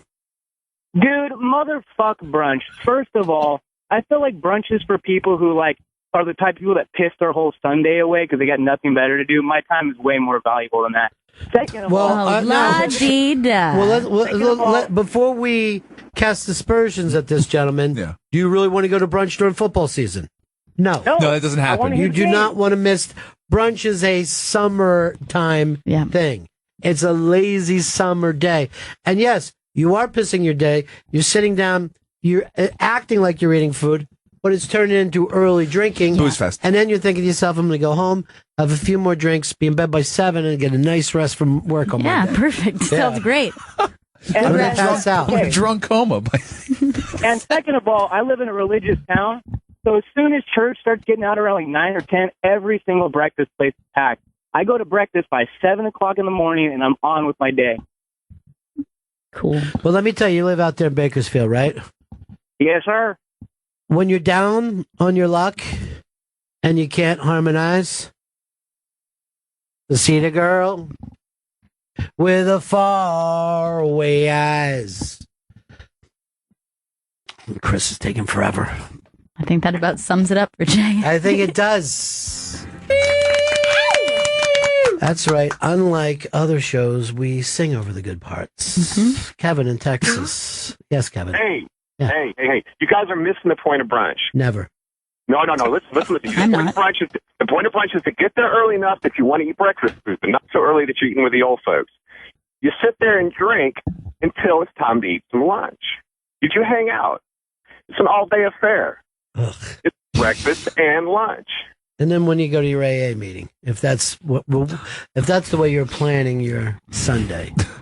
And is it weird to drink beer during brunch? I don't think so. All right, good. No. I mean, Especially a crisp, like a Pilsner maybe. Sure, okay. Sure. She's making me uncomfortable with that. I mean, she is not recognizing the genes. It's beer tasting. There's a gene in your family. That's all I'm saying. See it. I'll write down that beer pairing. React to it. Usually it's just PBR or whatever's cheapest. Good. That's what this is the only time you take fucking notes. You forget for 3 months to run a fucking promo and all of this. You're like, let me get on top of that. I'll put it into the computer and have it done. This came in to be fair, doesn't Chris wake up at 4 p.m. on his days off? I would do wake up late. Is it really morning if you spend your life drifting in and out of consciousness? That's mean. Pepper usually has the eggs Benedict. Hey, you. And not a time traveler says, Blue Apron, you need this. I've had it for 2 years, my friend. 2 years I've been cooking with Blue Apron. Doc says Hicks likes brunch because he can get vodka-soaked oats. So we get. No, I enjoy a screwdriver from not drinking beer. That's your drink of choice? It's a brunch? great early drink. He was just doing this into the mic. And that's a guy wearing headphones. It's not like, oh shit, I didn't have my headphones on. Push that water to the Because if side. you're down on your luck, you can't harmonize. Hey, Johnny, you hear the Stones and it reminds you need more famous pants? I just want to say that I'm going to go on record. Brunch is just as hipster douchey now as speakeasies. I think it's just way too trendy. You're blaming the food. You're blaming brunch. It's not brunch's No, fault. I'm blaming the people who go to brunch. Yes, is what I'm doing. but brunch should not be punished. It's still a great meal. I'm going to tell Gail and Chris something that they don't even understand. Brunch is different in New York City than anywhere else. In New York City, it's just an expanded menu. Most places you go, brunch is a buffet set up with, just big vats of scrambled eggs that you dig into. I'm into that too. A bunch of fucking bacon. They never have those type of things in New York. I got news for you. I've been going to brunch since I was like 5. I'm an old man. Brunch has been around forever. It's not like this new thing that's been developed. All right, first of all, you've turned into blowhard, okay? You've literally... Back in my day. They can't help it that they're younger than you. 2, I already brought up the fact your grandparents used to try to get you to go to brunch. Nobody wanted to go. And now it's the millennials because, I don't know, I guess they're too pussy to drink fucking cocktails with lunch. I don't know. Just order cocktails whenever you want. It's an exciting menu. That's what it is. All right, thanks, Jenny. Later, boys. Bye. Like one of those movies, if you say his name, he appears. It's the blowhard. I used to do the brunch thing, and I look back, and I just have contempt for it, and I think how it could ruin a Sunday, and I'll tell you why. First of all, logistics. If I'm out partying Friday night, tying one on Saturday night, I like to sleep in Sunday, get up, reasonable hour, maybe read the Sunday papers, have a little, regular normal breakfast, and then instead of going to some place that's like Johnny just said, full of hipsters and, all these wannabes. I just want to go and have a nice Sunday dinner. If I wake up in the morning and I can smell the sauce cooking, I want my Sunday to be Sunday dinner. I don't want to sit in some pub drinking disgusting mimosas and just eating food that's just overpriced. I want a nice home-cooked meal on a Sunday. Sunday dinner, you can't beat it, especially if it's Italian. It just wastes your whole day. And you said during football season, why bother? Why bother during any day? Because it's just going to ruin your day, and then you're going to get a buzz early, and then you're going to end up. Now, let's go back to this. Why is a mimosa disgusting? It's just sweet, and it doesn't. It's just a repulsive drink. You're putting too much orange juice in there. And a Bloody Mary is basically you're just doing recovery from your hangover from the night before, the so-called hair of the dog. But it's just become like Johnny, and I agree with Johnny. You know what I say about hair of the dog, though, Blowhard? What was that? Now you're messing with a son of a bitch. I shouldn't know, Chris. Okay. No, don't go to it, because the problem is I will want to hear the whole song. So, Ronnie B., when you're on a Sunday and you want a nice Sunday dinner, what time do you eat? Like 5, 6, or you have a little early dinner, which is really nice? Well, it depends. I'm an adult now, and I'm not in an Italian thing where everyone gathers together. So my Sundays are left wide open to me. Sleep in and relax on a Sunday, get the papers. Well, first of all, I have a little Face the Nation, have some coffee. And yeah, I'm more of the first thing that I got to do is CBS Sunday Morning. In the old days, if I didn't have the Sunday paper, I'd have felt like a crazy person. But that's not my life anymore. I've transitioned out of it, and it's even weird to think about. I think the brunch thing, it's just like you were saying earlier, like you have to wait 45 minutes, you have to wait. I don't want any part of that. And on a Sunday, usually you feel like shit after a pretty wild weekend, and you just want to unwind. And drinking crap in the afternoon, and then by 5 or 6 o'clock, you're going to feel like shit. You're going to say, so what are you saying? Just have a biscuit and tie off? I don't understand. No, just have like a normal breakfast in the morning. You make your omelet, you make your eggs, whatever you like, your cereal, anything. This is sounding pretty good. Turkey club for me. And then you just wait around at that early dinner. First of all, when's the last time you made something in your home? I made eggs last night. Just eggs? Yeah, eggs and toast. What was the potato situation? There was none. I'll never forget Chris Stanley talking about Thanksgiving, how his friends made stuffing out of White Castle hamburgers. But it is really weird when you think about it. You take the blessed pig itself, right? Mm-hmm. Bacon, breakfast food, sausage, breakfast food, pork chops. Oh, what are you, gross? Yeah. I mean, it doesn't make sense. A pork chop should be delicious with your eggs. Now, does anyone you can't even eat pie for breakfast? That's the problem. You could have the stupid donut, or you could have a pastry, but you can't have a pie. No, you can't have a pie.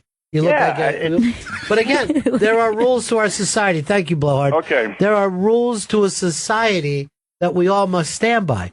And anyone gets up and has a piece of pie, you're disgusting. If you had a jelly donut, please help yourself. Have another. It's Sunday. Enjoy. I like this idea, though, of the pork chop. Yeah. Pork chop and eggs instead of steak and eggs. It sounds really good, actually. But, you could have a mimosa, but you can't have a tequila sunrise. People are like, seriously. Chill. Do you have a problem? Yeah, there's something wrong with you. Don't do it, Chris. I see it up there. Don't do it. Please. I'm asking you. Okay. It's there, though. Asking you. Tyler. Hey, first, the best part about brunch has got to be the Bloody Mary. They're disgusting. Yeah, I agree. Really? I fucking hate them. I like a Bloody Maria. What does Chris Stanley know? That guy's always freaking wasted and That's true. All right. You got a good point. Yeah, you don't even know what's going on. He gets up in the morning, eats pills, and fucking it's like a fucking piece of steak for breakfast. I know what I like, and it ain't a Bloody Mary. Oh, I know what I likes, and it likes what I likes. John in Jersey. Yeah, Ronnie, I needed to know, similar to the last caller, the Bloody Marys these days are getting a little out of control. You can get them with like a slice of pizza in the thing, with like a turkey turkey leg hanging off of it. Come on, that's disgusting. You know, these fucking bartenders these days, they act like they're doing something other than fucking just bringing alcohol to alcoholics. Stop it with acting like you know what you're doing. That's not a Bloody Mary. No, it has a burger inside it. Well, then you just fucking take the sliders off and start eating them. You're not drinking sliders. It's exciting presentation. Let me dip this slider into some vodka. I have seen, though, like pieces of bacon in the Bloody Mary. Bacon. No thanks. Bacon makes everything better. No. No, I didn't realize. Fucking bacon. Thank God I got this internet connection. Otherwise, I wouldn't have known bacon's the shit. Bacon. I had some bacon wrapped bacon. By the way, world's cutest octopus is up on the iBang. I didn't even know there would be such a thing as a cute octopus. But there you go. Oh my God. I know. That is fucking adorable. That is. I wish we could beatbox. It's so cute. It's like little Dumbo squiders. Like I don't know. I don't know why Pixar isn't all over this shit. Oh, Pixar's got a big movie coming out this weekend, and everyone's mad because it got a 99% instead of 100. So they're fucking yelling at the guy who's like, "I think it's stupid. I'm an adult." This could be the first Pixar movie in history, though, that doesn't open at number one because they think there's going to be enough people who haven't gotten around to seeing the dinosaurs fuck. Everyone's seen them fuck already. It's the biggest opening in the world ever. Yeah, and that means, you know, if you look at half the people showing back up again, you know, if it drops like 50%, it ain't going to drop more than 60, right? No. And that'll be bigger than Pixar. And Pixar loses now, becomes a loser fucking cartoon company. Of bums with their stupid animations. That octopus is adorable. People are saying, and I don't like the Pixar, that this is the best of all the Pixar movies. They say that every time. I know. Every time they say that. I know. They just get better and better. There's nothing. They've never made a bad one. There's one that everybody complains about. Oh, is there? The Cars 2, they all bitch about. Oh. I didn't see Cars 1 or 2, but I read the article. And everyone was upset. It's just interesting to catch Stanley in another lie. You know what I mean? He doesn't do the research. Who are the people in this one? It's Lewis Black. Okay, 1. Amy Poehler. 2. Bill Hader. 3. Oh, shit. I don't know of last 2. I know 1. What do you got? Mindy. Kaling. Yeah. That makes you the winner. Yeah! I got 3 of them. Yeah, she's got your 3 and then the 4th. Oh, shit. I know you can and get Richard Kine. Richard Kine. Oh.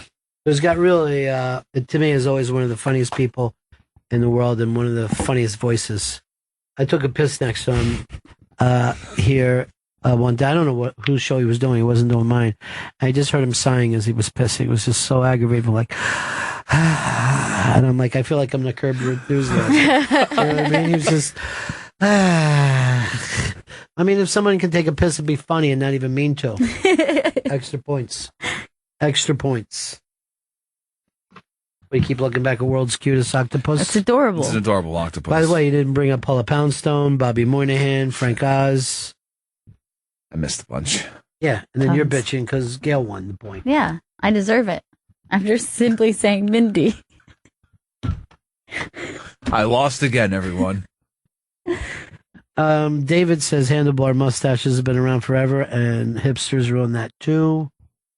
Don't let them ruin it for you. Healer says, could Hard Rock Johnny not call in any day or at all? Johnny is our friend, Healer. We don't even know you. By the way, I saw Johnny put up a video of him using a neti pot on Twitter. I don't even want to hear about and that. I was disgusting. Horrified because I'd never really seen one in action. But it really, really disturbed me. I don't know why you would bring it up. I'll tell you something else about Johnny. I saw Johnny kissing Santa Claus. What? Underneath the mistletoe last night. Last night? Yeah. Wow, it's a little early for Christmas. He didn't see me sneak down the stairs to take a peek. Yeah, we have to record our Christmas stuff now, so it's ready. Bill Murray's already done his Christmas episode for Neti Pot Flicks. That's why we have to get on it, you know?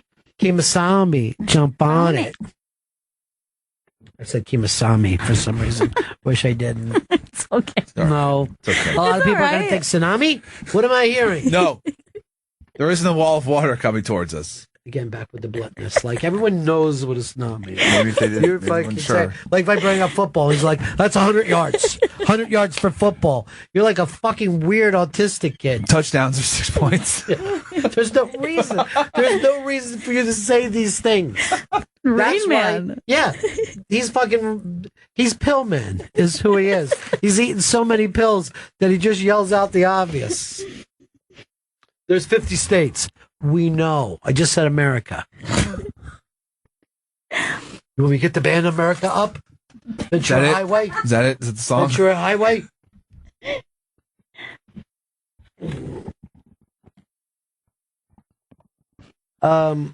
Jay and Chicken in the car won't go. What? Yeah, Jay in Chicago, Blackhawks. How are you, my friend? Hey, not too bad, man. Just pleasure to talk to you. It is nice, isn't it? I love it. Just headed down to a comedy club in Tennessee for the weekend. What comedy club?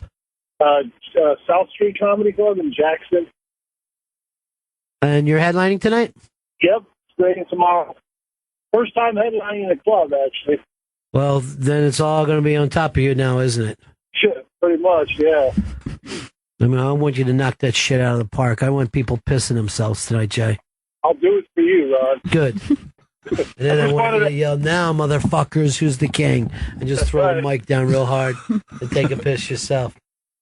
I just wanted to add for Sunday, no matter what time I get home from a gig the previous night, I'm always trying to wake up for Beatles in the morning. It starts at 8, goes to about 10 on XRT. That's my favorite time of the week, Beatles in the morning on Sunday. Now, you probably own all the Beatles albums yourself, and they've been doing Breakfast with the Beatles in every market since the 70s.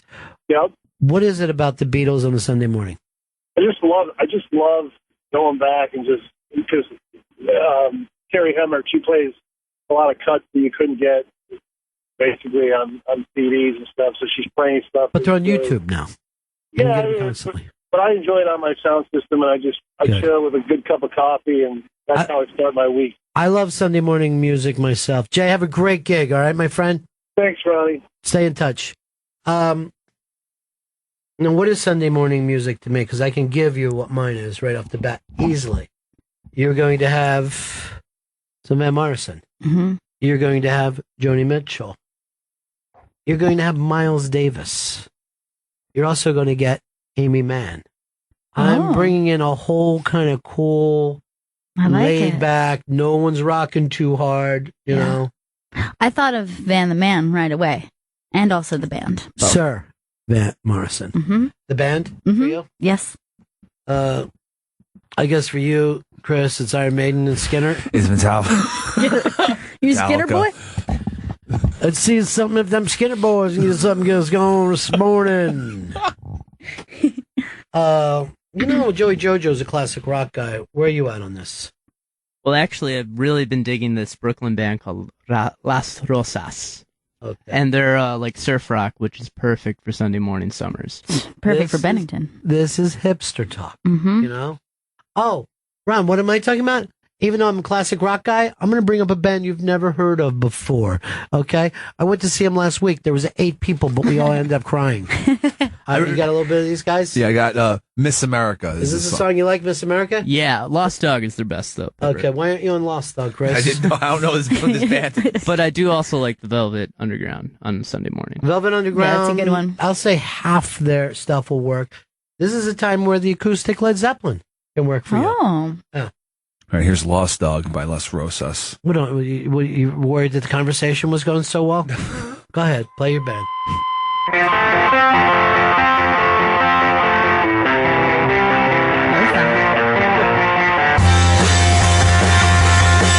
So she says to me, well, I'm glad you're here.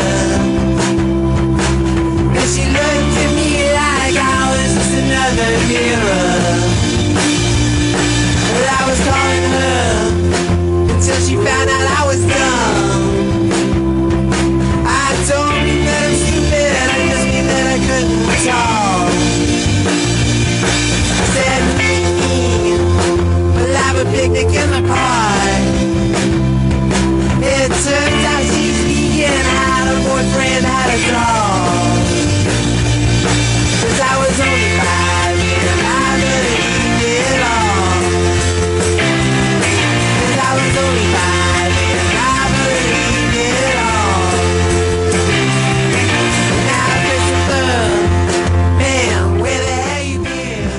that's Joey JoJo's new rock band. Good summer music right there. I dig it.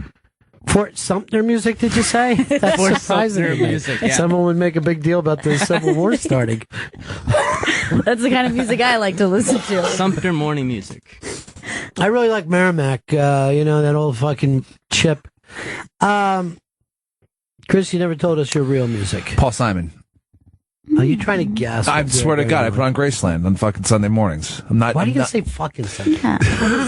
See, it comes out. I don't even realize that it comes out. Then why work in radio? You're never going to be able to get off Sirius. That's bad. It's bad that I can't control the cursing. Thought I was doing a good job for a while. Maybe that's why you fear children. Oh, I don't. Yeah, I curse in front of children. I don't even realize. Then he fears children because of the way they make them feel in his pants. No. Oh God, is that it? No, it's not. That's the truth. No, those are weird like rumors. he'll always say, he feels like he has to pee thicker. Oh God! Why do you say that? I don't say He's that. gross. That's disgusting. I don't say it.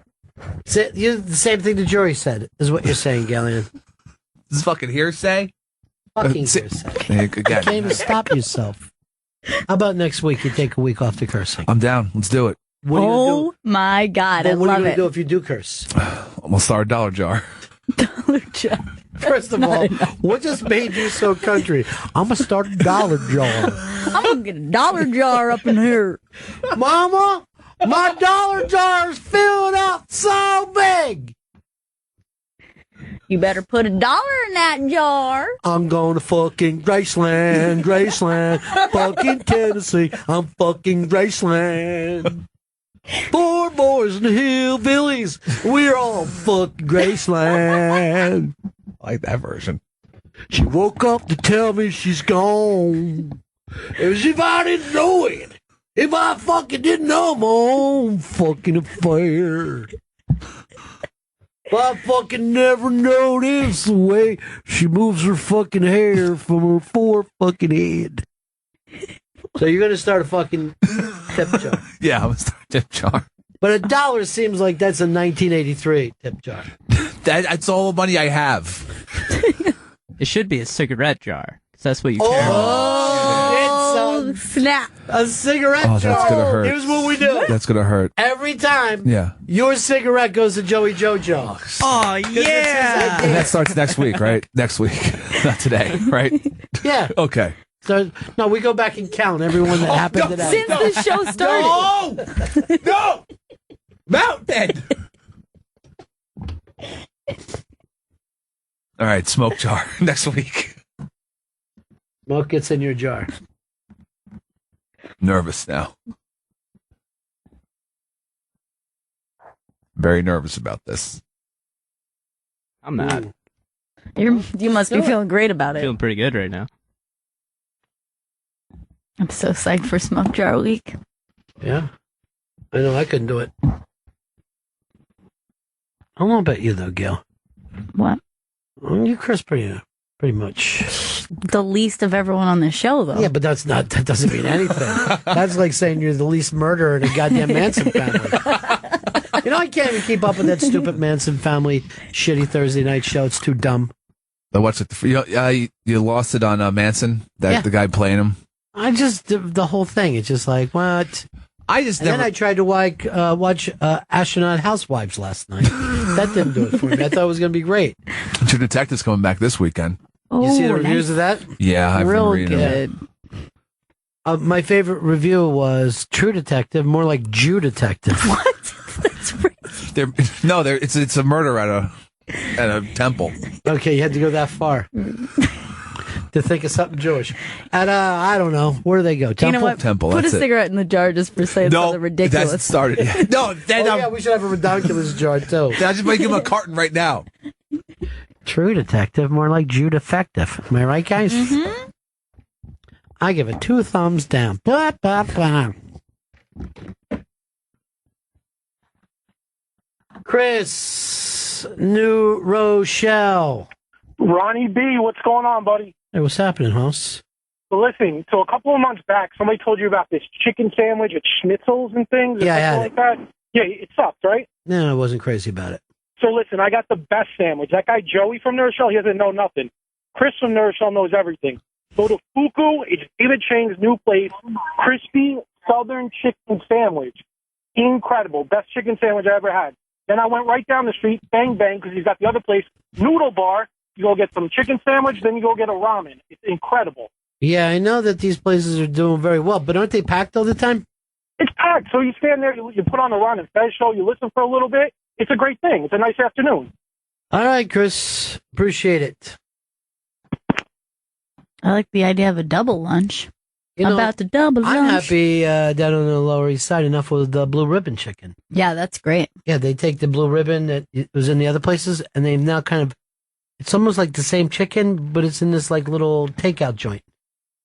Life has changed for the better. These are really looking up now. Yeah. I finally say I'm willing to vote Obama into a third term.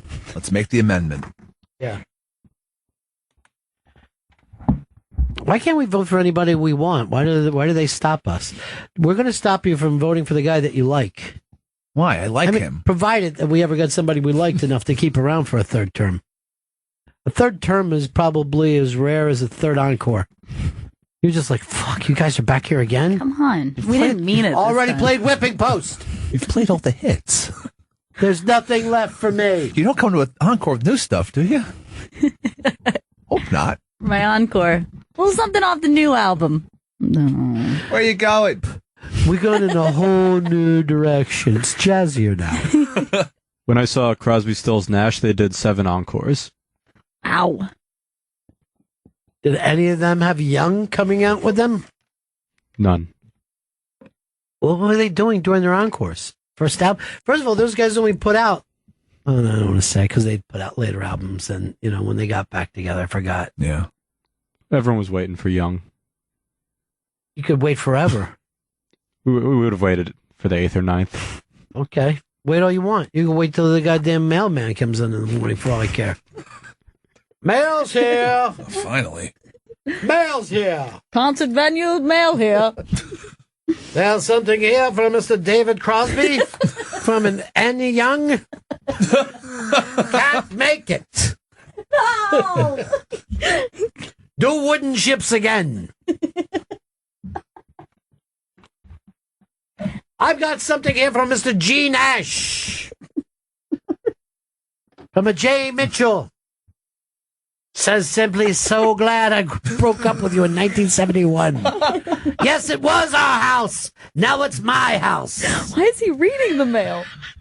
It's illegal. I assumed you were all blind.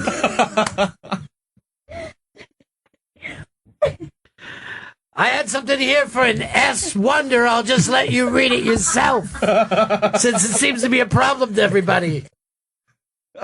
Is our buddy coming in today? Yes, he is, Mr. Paul Morrissey. Paul Morrissey is going to be here. Is he around yet? Can I take a break? You can take a break. He signed in downstairs. All right, that's specific. We'll take a break, and we'll come back. Let's bring Dan into the room, and we're going to talk L.A. comedy with Paul Morrissey, because he just checked in downstairs about an hour ago. He took a look around him, see which way the wind blow. I have a letter here for a Jay Morrison. It's time for you to start rising, Mojo. Bennington. Back to the Bennington show. I'm Ron Bennington. It's Gail Bennington. Gail Bennington, you just gave me a bite of a protein bar. I did. I think it has a little kick to it. It does. It's like a savory protein bar, and I thought that I had invented it in my mind. Then my mom's was looking out and found some for me. So once again, you invented something that already exists. Yes, I'm very good at that. Like the time that you came up with the fire truck. The truck helps you stop fires. I have more ideas. They'll come to me. Chris Stanley, who's here right now? Mr. Paul Morrissey. Oh my God, I love him. Yeah. Paul's performing at Absolute Comedy Club in Toronto, Canada, Wednesday, June 24th through Sunday, June 28th. Go to absolutecomedy.ca for tickets. And go to paulhasawebsite.com for all of Paul's upcoming dates. And Paul's podcast, the Alley Oop podcast, is available at paulhasawebsite.com and iTunes. Paul, you're living out in L.A., right? Yeah, I thought I was doing Letterman tonight. No, your Letterman days are over, my friend. At least you got one.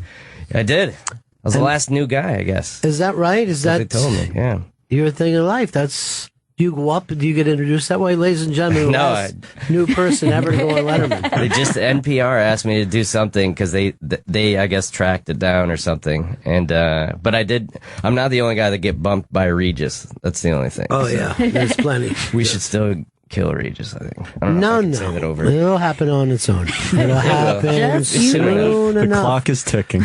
I don't wish, I don't want anybody out there to hurt Regis because it'll happen naturally. Right. But if he does die, and it'll be soon, hopefully, I just hope he dies on the same day someone way more famous dies, like Jack Nicholson. So he's on like page 85 of the newspaper. All right, now you're just taking up two of my favorite people, and you brought up their deaths on the same day. Bitter and angry. A little bit. I don't. The day Jack Nicholson dies, I won't be at work. I shan't come into work that day. Let that be known. I'm texting Don right now. We could just weaken in Birdie's Jack Nicholson forever. Like he doesn't. You can just put him at the Laker game and just have him sit there, right? Do you think they're gonna leave his chair empty at the next Laker game? No, because those chairs go for $1,800. No, but someone can pay to leave the chair empty. Okay, if that's the tribute, class act. Yeah, if that's the tribute you need, Dan, sure. He was in About Schmidt. Yeah. Yes, that's what he's known for. Yeah. His greatest work. Yeah. His greatest work came in his latter years. The Bucket List and About Schmidt. That's what every hack comedian does. Jack Nicholson and About Schmidt. Yes. That's what he gained his popularity. There's something up on the iBank today. Well, we were going to talk about Los Angeles a little bit with you. Okay. And the road trip segment is presented by Wyndham Hotels and Resorts. Wyndham Grand, Wyndham Garden. Earn up to 2,000 Wyndham Rewards bonus points when you book at Wyndham.com. Terms and conditions apply. There's a Wyndham waiting. We got one of our radio shows moving out to L.A. soon. Convenient and Rich. And they're trying to fit in. Mm-hmm. They're trying to know what to do. Where do they go for comedy? I'm going to ask you everything about L.A. Okay. Where to go? Food, comedy, bars. I want to know where to get my car washed. I want to know everything about L.A. so I can put together these guys like a little fun pack here.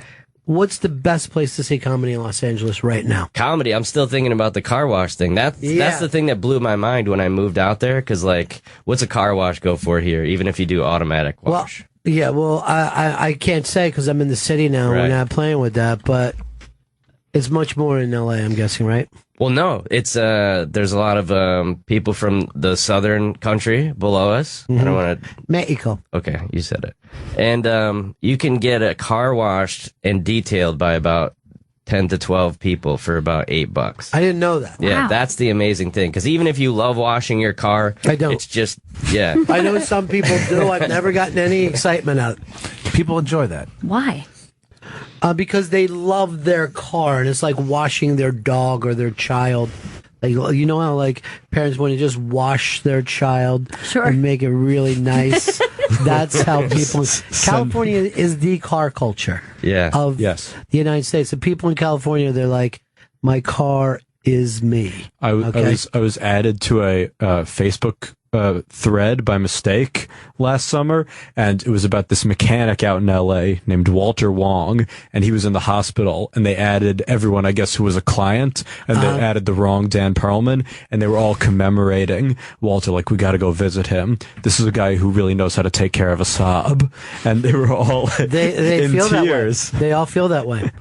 Yeah, like the guys who do their own oil change. You know, those freaks, like before Quickie Lube and all that stuff. It's like, it's so much easier to just let somebody that has a hole in the ground that can get to your car. That's true. If you've already got the pit at your house, I don't have one at my house, but you can go down there a lot easier than me. All right, so give me the place for comedy. Place for comedy. Let's see. So you got there's 2 UCBs now. Uh-huh. There's the original one, which is in a place called Franklin Village, and that became pretty hip. I lived right behind the UCB, and that was a neighborhood that there's like one strip of bars, and there was my apartment building had rehearsal spaces in it. Like, that's how many, and it was where there's a serial killer lived there. Hillside Strangler had. Oh, that's great. Yeah, he's one of the best of all time. I gotta check that out. Yeah. Classic. Got his security deposit back. The only way that you were safe from him is staying in the lowlands. He would not, flat Lanny was not interested in it. But as soon as you were on a hill, he felt, felt real good. Yes, he was, he was up. He's feeling good about himself. That's very cowardly for a serial killer. I don't know if they're all considered brave. Dan, if I'm going to be honest here, I don't think there's a lot of brave serial killers. It's brave to bind, torture, and kill. It's bravery. I wouldn't do courage. What? I wouldn't do it. I don't have that kind of moxie. Okay. Then we're probably not going to have you move on after 1 year, because normally you move up here to serial killer. And also, you can't be in 30s show business if you don't have moxie. Yeah, you got. Yeah, this kid's got moxie. Now, not serial killer spunk. moxie. That's too much for him. Just pizzazz. That's all you need. What does Pizzazz. Amy have as her favorite place? The big three in LA would be the Comedy Store, the Improv, and the Laugh Factory. Still, after all these years. Well, that actually has changed because the Comedy Store was a dead place for a while because Mitzi Shore hasn't had much to do with it for a long time, and nobody really knew who was in charge. And just recently, they have a new booker, Adam Egget, and they've invited a lot of the old school guys are coming back to it, and a lot of new, you'll see Bill Burr and Louis C.K. and all those. They'll go there instead of maybe. Who are they considered the old school guys there? Let's see. I'm trying to think of who would come back. I mean, they still have Tom Dreesen. Really? All those guys. I think that would be amazing to go out and see guys that have been there. Willie since the Tyler 70s. and Lester. They still have those guys doing the spots. Love Willie Tyler. Can't stand Lester. Really an asshole. Really an asshole.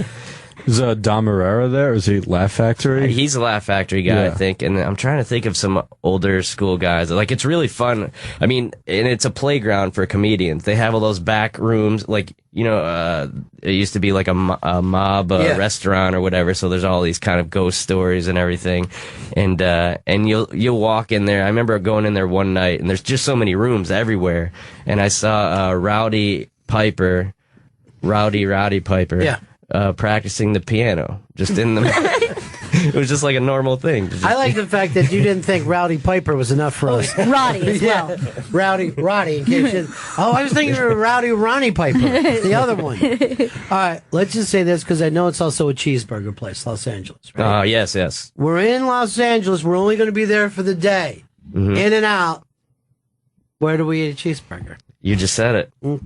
What I did There you there? go. Yeah. See what I did there? Oh. In-N-Out still number one? At least for me, yeah. I mean, there's definitely those Astro Burger. There's 4 kind of, there's 3 or 4 locations of cheeseburger places.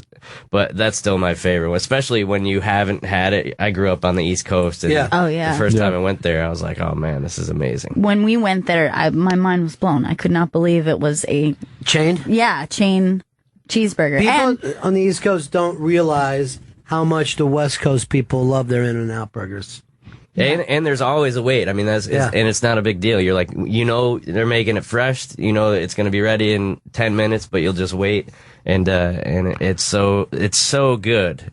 I can't overstate it. When I was out there with a friend to visit people who live there, and we went to In-N-Out, my friend just wanted to was only in the mood for a grilled cheese sandwich, and the LA person was offended. They're like, no, you fucking have to. I would be fucking offended have too. to have. I would be offended You're coming too. here, you have to have a burger. Yeah. But there is a secret menu. What? Yes. If you want to look that up. In-N-Out Burger secret menu. What is it? A hot dog? Type discreetly. I've heard of this. You have heard of this. I was going to say. I know I can only remember one, which is animal style. Animal style, yeah. You And say there's- you want a burger animal style. There's a. Oh, you got it? What's animal style? I assume you've got doggy. it there.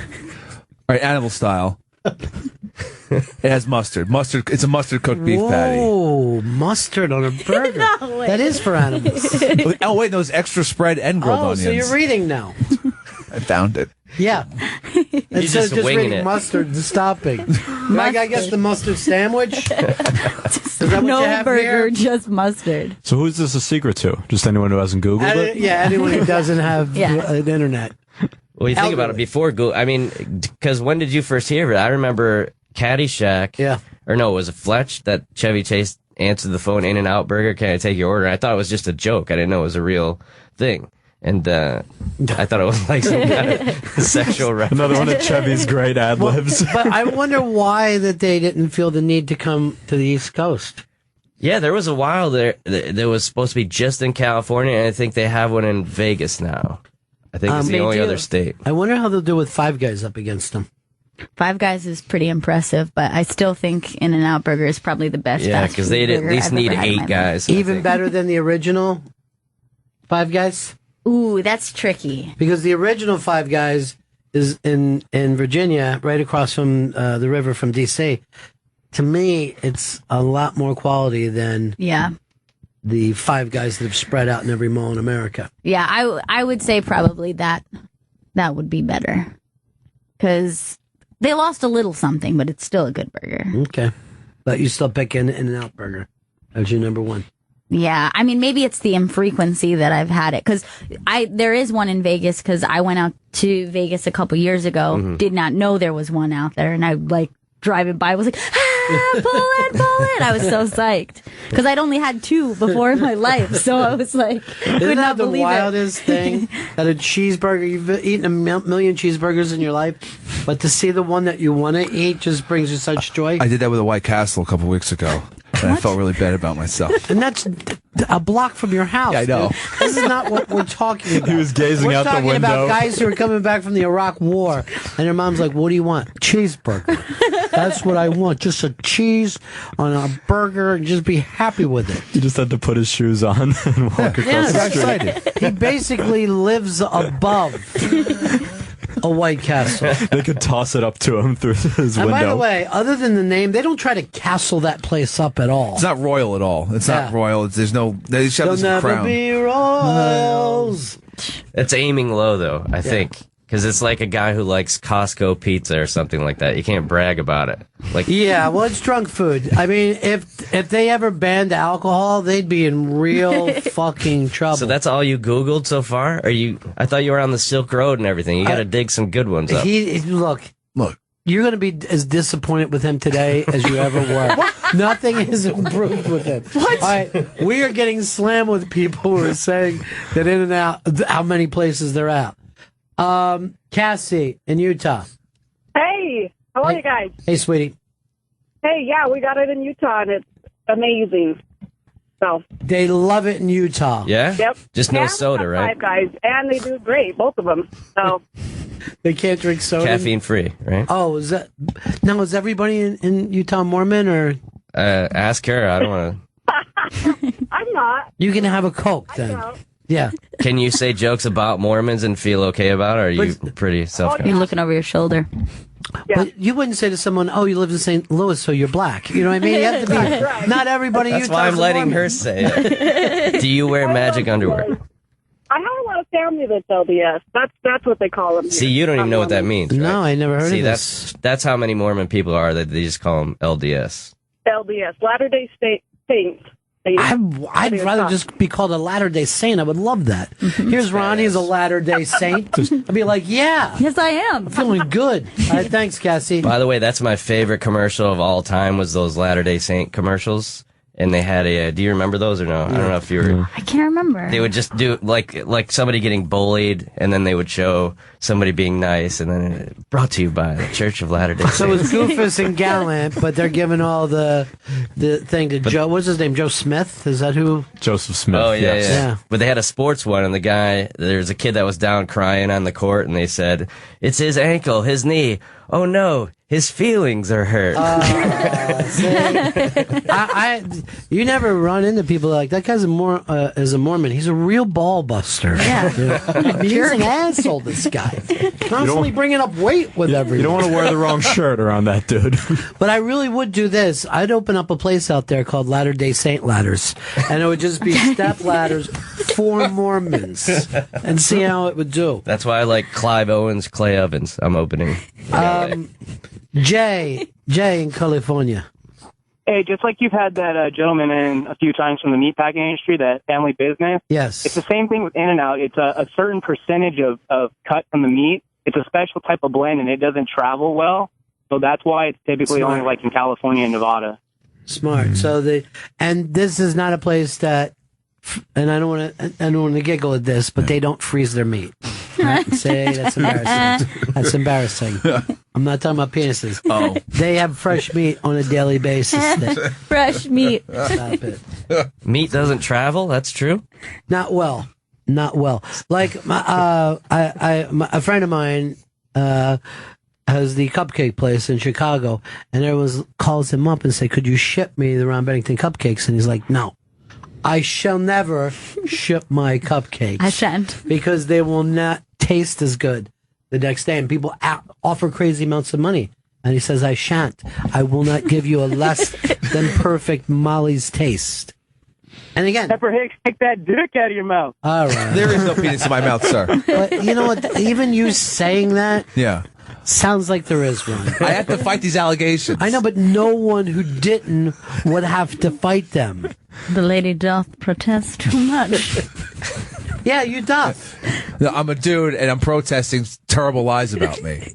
You doth. And it's not a dick, it's a microphone that he's pretending Anyone to be who's saying I'm not a dude. I forgot that I started that with the lady. I did. I'll fight all these allegations left and right. He does have a nice... I didn't. No dick in my mouth, and I got a dick of my own. He does have a grip on, though. He had a double-handed grip. I saw him. Yeah, I'm working the mic right here. And working a it's not a stick. penis. Anymore. How much to go down on Caitlyn Jenner? Pre-op? We won't know until we until we get there. Till we travel. Either way, you don't know. I'll give you two separate prices. No, one price. One price. It's the lady or the tiger. And also, you still don't know what's going to be down there. I think the biggest seller would be the Caitlyn Jenner fleshlight. Oh, Jesus Christ. Fleshlights. You know how much that would just make it's a gag gift for people. Mm-hmm. We got to get a gag business going. No one since the old school plastic vomit has thought of a good gag business. Stanley, what is your bottom offer? You don't know whether you're getting the lady or the tiger. $95,000. Really? Give me that genital mess. This was amazing to me. You're a guy that told me that you would cut off a limb for $1,500. I could pick the limb. Don't remember that, but I'll stand by it. Yeah, I remember that. Wait, I love this though. Why 95? Are you going on sale? Like $9.99. 90 is not enough. Here's the thing. 100's too much. Unless he's going under. You know what I mean? He's suddenly sitting here playing that fucking game with us. Well, I'm just saying, that's my price. Who's going to throw the cash out? But are you doing like Pawn Stars? Or are you going like my actual price is 60, so I'm going to go 95? This is a hard price. Right I bet I can get you to do it for $73,000. No, 95. That's it. Out the door right now. $73,000 going once, twice. Is it pro stop? I'll take it. Give me the 73. And you know none of it's real. Right? You know this.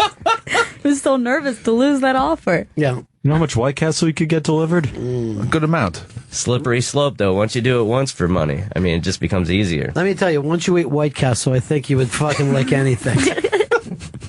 Ryan. Yes, sir. Yeah. Hey, Polly's delivered to California from my sister. Still delicious.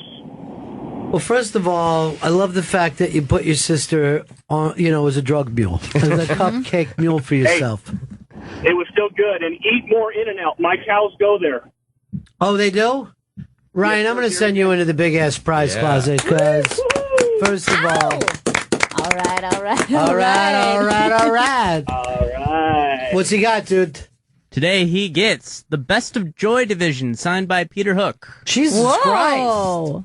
Yeah. That's one of my favorite prizes. That's a good one. I'd like it signed by Peter Wolf. That's what I want. Well, just a mix of... Yeah, I mean, we'd like you to sign another band's album. Something we're doing now. Yeah. I wonder who the most famous Peter of all time is. Pan? Saint Peter. Peter Cottontail. That's my match, Peter Cottontail. Yes. Get yourself an extra Peter Hook for yourself. All right, I will. All right. Oh, I see. You look like you want to read it again. Oh, I was saying, I was going to read it. Go ahead, read it again. Today, Joey, you get the Best of Joy Division signed by Peter Hook. You already said it, though, right? He's not even on the line anymore. You know what I like? He tried to be an announcer and ran out of gas. Peter Hook. You're right in there. This is not going the way I Peter wanted Hook. it to. What about the food trucks? Do you do any of the food trucks? I do. That's one of the cool things is, and I love that movie Chef. I think you even told me Sure. about it. I Yeah. love that. And so there's a couple different places now, but in Santa Monica where all these office buildings are, they're allowed to just park. And you can go to any crazy. They just have every type of food that you can think. And do you think they're as good as eating in a restaurant? Because I'm going to say this. I know some people disagree with me. I've never been to a food truck that I felt was the same quality as a restaurant. There, I said it. Do you think part of that is because you can't have the nice sit down comfort? No, I think that you've got a grill inside of a truck, and it's not going to be as good as a restaurant. And yet, people in Austin tell me I'm wrong. People in LA tell me I'm wrong. By the way, one of the big things, like Tom Hanks was doing one of those huge movies, and when the morale was kind of like, you're on set for a couple months, what they do, the big bonus to get people excited, they bring in a food truck from In-N-Out Burger. Well, I know in that movie, the End of the World movie, they were having In-N-Out truck coming up. Remember that was the big scene? So they can travel by truck. Yeah. Yes, well, I but guess not over. frozen. You Not can't by- have them not- drive here. Drive to New York. hijack an In-N-Out truck, man. Yeah. I don't know. Maybe it's just New York, but I'm not impressed with truck food. I like a good food truck. I used to fuck with Calexico. Calexico was a really good food truck In Manhattan or in Manhattan, but now they have an actual restaurant that they opened. I think 2 of them in Brooklyn. But I used to get it when I worked in Manhattan, and I loved that place. I'll go up to any truck and see if they have food. any That's not gonna work. unmarked. you're going to waste most of your time. If the truck is parked. Yeah. The percentages of trucks that have food for you is so low. But it's worth it. It's You're about gonna the get journey. dumb. But I'll go opposite. I'll say I've never had a good ice cream that hasn't been served out of a truck. Well, you know what? I'm going to give you ice cream. I'm not going to true. battle you on ice cream. That's But true. there's no such thing. I mean, I'll take it through ice cream. New York is crazy about ice cream. You'll see people walking down the street eating ice cream in a snowstorm, and I was amazed because I'm like, why are all these adults eating ice cream? They're fucking obsessed because it's for hand food, and New York won't like sand food. And no matter what you're eating, you'd rather be eating ice cream. Like we were at the Yankee game last night, eating a nice steak, and we see somebody with a ice cream and a cheap plastic. And we all wish that we had that ice cream. You actually said during dinner, I wish I'd rather be eating that ice cream. Well, they have those Dippin' Dots also at the Yankee games. Yeah, I never tried that. Is that any good? They serve them like in a little dots. Yeah, they're nice cold dots. But you just missed, I guess, the 3,000 hit. You would have been there. I did. Yeah, we went for it last night. The place was going Yeah, crazy. the guy tried to hit him 4 times. Tonight, he'll probably get it, if not within the weekend. But it's weird. You notice that more people are excited about this 3,000 hit than anything else that he's done? I wanted to say this real quick because I'm staying at my buddy Ari Shafir, who's a buddy of yours. He's great. And so we decided, I went to the Yankee game the last 2 nights. First night, we sat in the bleachers, first row by the bullpen, and Ari and I did a podcast for the entire game. That's great. And I thought we were going to get thrown out immediately, but we had these 2 professional-looking microphones, and we just did basically like play-by-play during the game. Hysterical. It was great. Actually, who took what role? Well, we just kind of went into like just stories about baseball, and then once in a while, like, hey, and he had a no hitter through 6. Wow! And I did the whole. I wasn't even thinking about it. I was like, does he have a no hitter right now? And Ari like, oh, you just jinxed it. I was like, you don't believe in anything. And this is your church. This is your church right now. And, and then I was like, there's no way I jinxed it. No way I jinxed it. And then first pitch of the 7th, home run, deep center. I won't even say it's a no-hitter when I'm watching at my house. I'll just go like this. Kids, come in here. There's something interesting on TV. Look at that box score without saying anything. I believe in the jinx. And how do you do it without when you're broadcasting a game? Do you not mention it? I forget how they do it. Some of them get flack for it. They would always go. And nowadays, these fucking hacks will say it, but the old guys will go, "Well, take a look at this, folks. There's a lot going on there," and then they would just show up. Look at those visuals. Yeah. And they would show the box score, and then they would say stuff like, "You don't see that every day, do you?" All right, we'll be right back. It's a better way to fucking do it. Yeah, it's a better way to live your life. You know, it's more satisfying. The players want that. Because they're so superstitious, they don't even want the announcers mentioning. No, I agree. No Yeah. one in the fucking stands. People should be like, no hit, no. But here's the deal. I think people are more excited about this 3,000 hit because I don't think that they think drugs give you bat speed. I think they think that it gives you distance, but they don't. They feel like, okay, this one he legitimately has gotten himself. There's nothing this guy can do where people will like him. No, they're going fucking crazy for They him, love dude. him now. They've turned completely on A-Rod. You have not seen Yankee games lately. No, He comes out and people are fucking going nuts, and this is the hottest ticket in town. It right was now. It was pretty crazy last night, and it was Thurman Munson bobblehead night. And That's bad taste. Because that's how he ended up. Oh, but this so the first night we just did bleacher seats, did the podcast. Second night I had these great, like my buddy gave me these great, the suite behind plate, all expenses, and then my buddy went in to pay the tab, came out, and a kid from another section at the end of the game just come back, swiped the bobblehead. So I started to chase after him. Oh my God. How old was the kid? He was a guy. He was like a drunk, like early 30s. Like I would say if Chris Stanley had a older brother, maybe. Was he like some like sleazy drunk that, like if we pictured Chris Stanley sobering up about halfway, would he be that sleazy, sloppy drunk as that guy was last night? So did you catch the dude? So, well, this is my question to you as a adult male who gets a toy stolen. How hard do you pursue this? Because first of all, if I'm in like a fucking $18,000 a night suite, right? Right. I'm letting it go.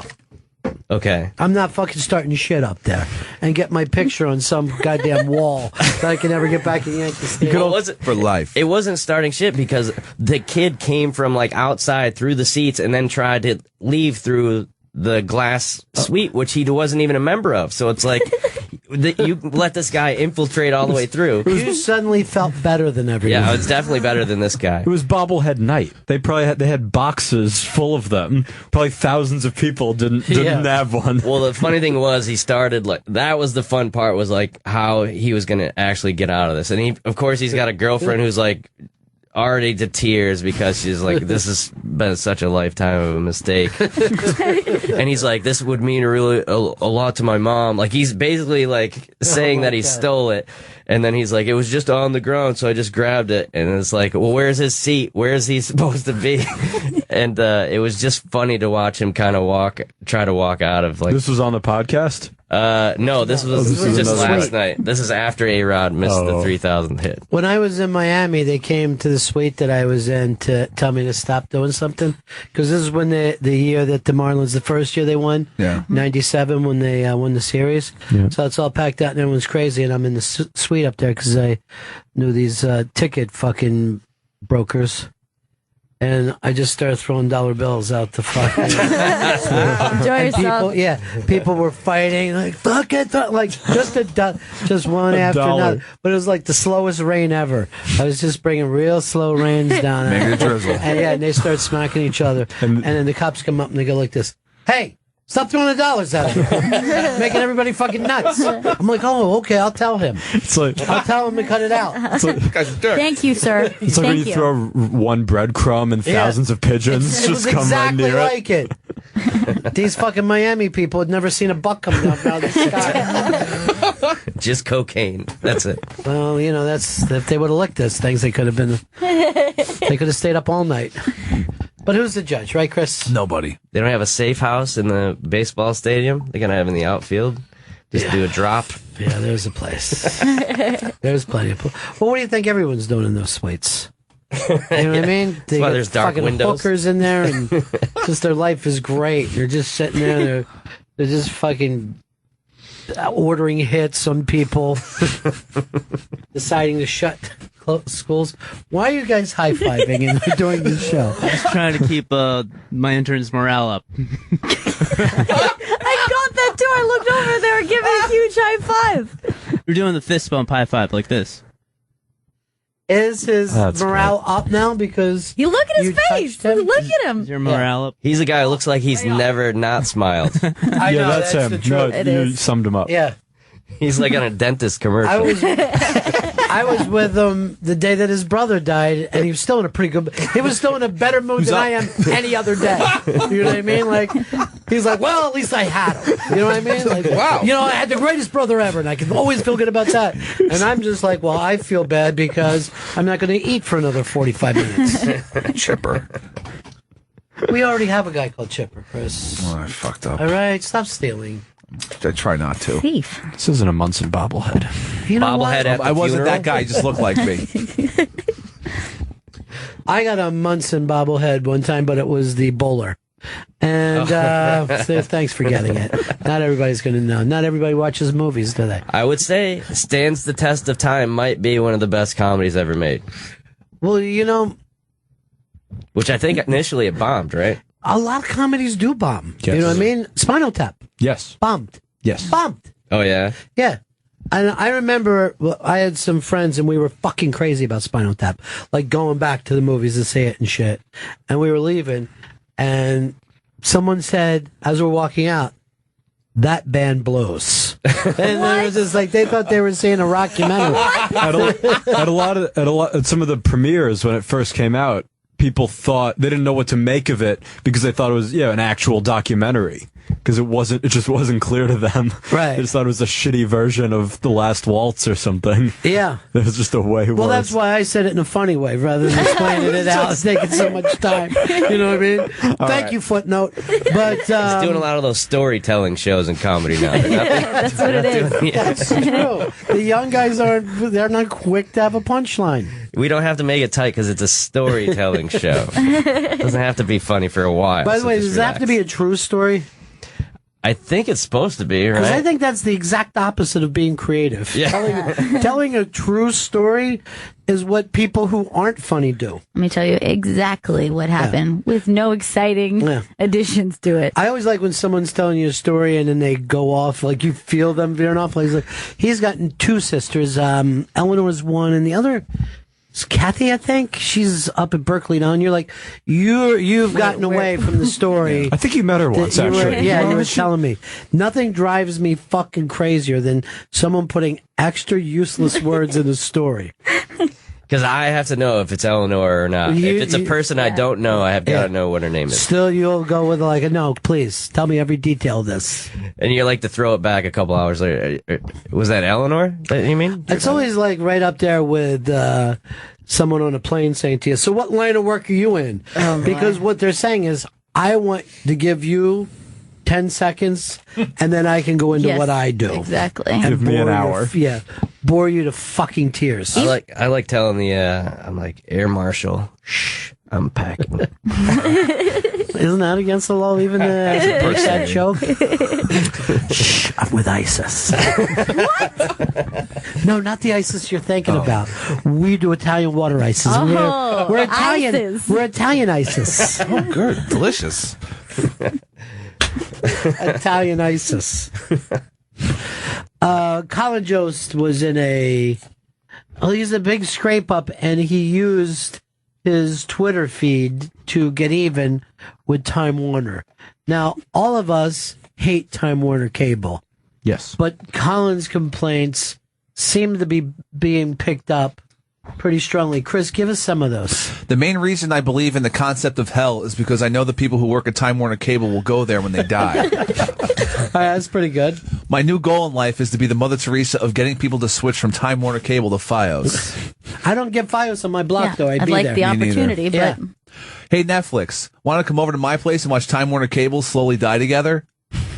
So you don't need the regular cable to get to Netflix because you go in. Right. I was going to say through your Xbox, but there's other ways. To do Right it, through the Xbox. That's how I go. When I asked to speak to a supervisor at hashtag Time Warner Cable, they put me through to Pol Pot's voicemail. That's pretty good. My Time Warner Cable isn't working. The box just says voting for Trump. I don't get that one much. I wrote a long, polite letter notifying Time Warner Cable I would be canceling my service, and they wrote back, Mussolini cool as fuck. For the record, my Time Warner Cable hasn't worked in 4 months. but in fairness, it may just be tired from blowing Satan. See, here's the thing. You're on SNL, you need them. They'll pull the fucking plug during your show. And also, where's Hitler? They've 3 random evil men. Pol Pot, Mussolini, Satan.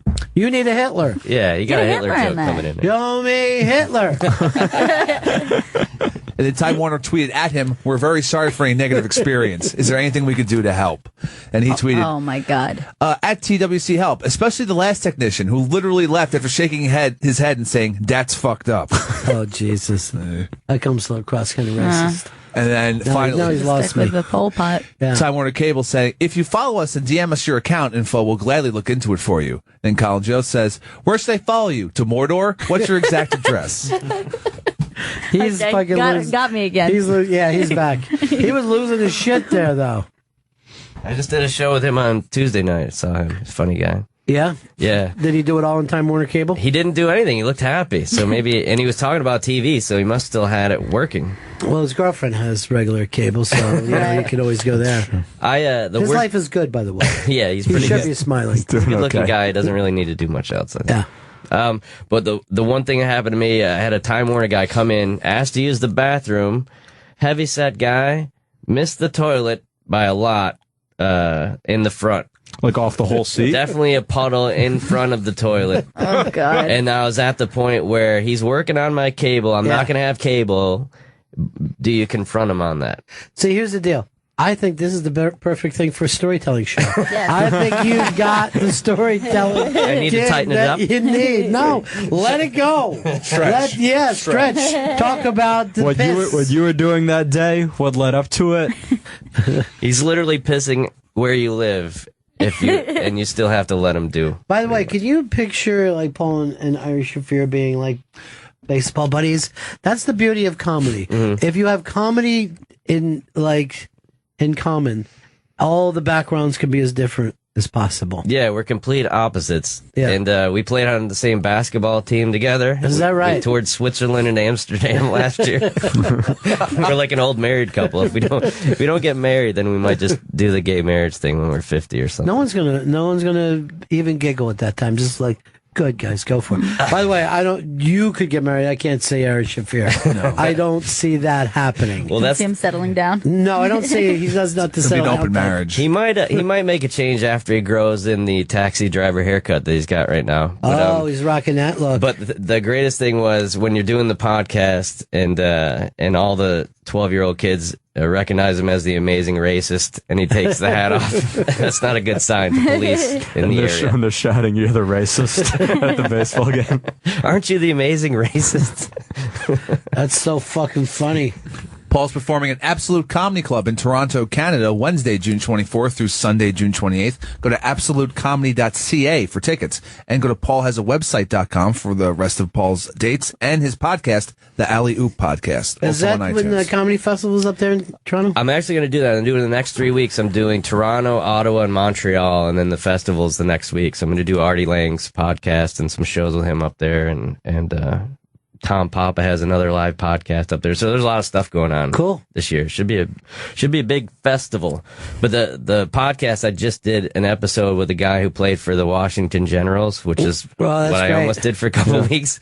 And so he told some great stories, and he said it's a job that combines my 3 favorite things: traveling the world, shooting 3-pointers, and playing no defense. No defense whatsoever. Sometimes just walking away while shit starts to happen out there.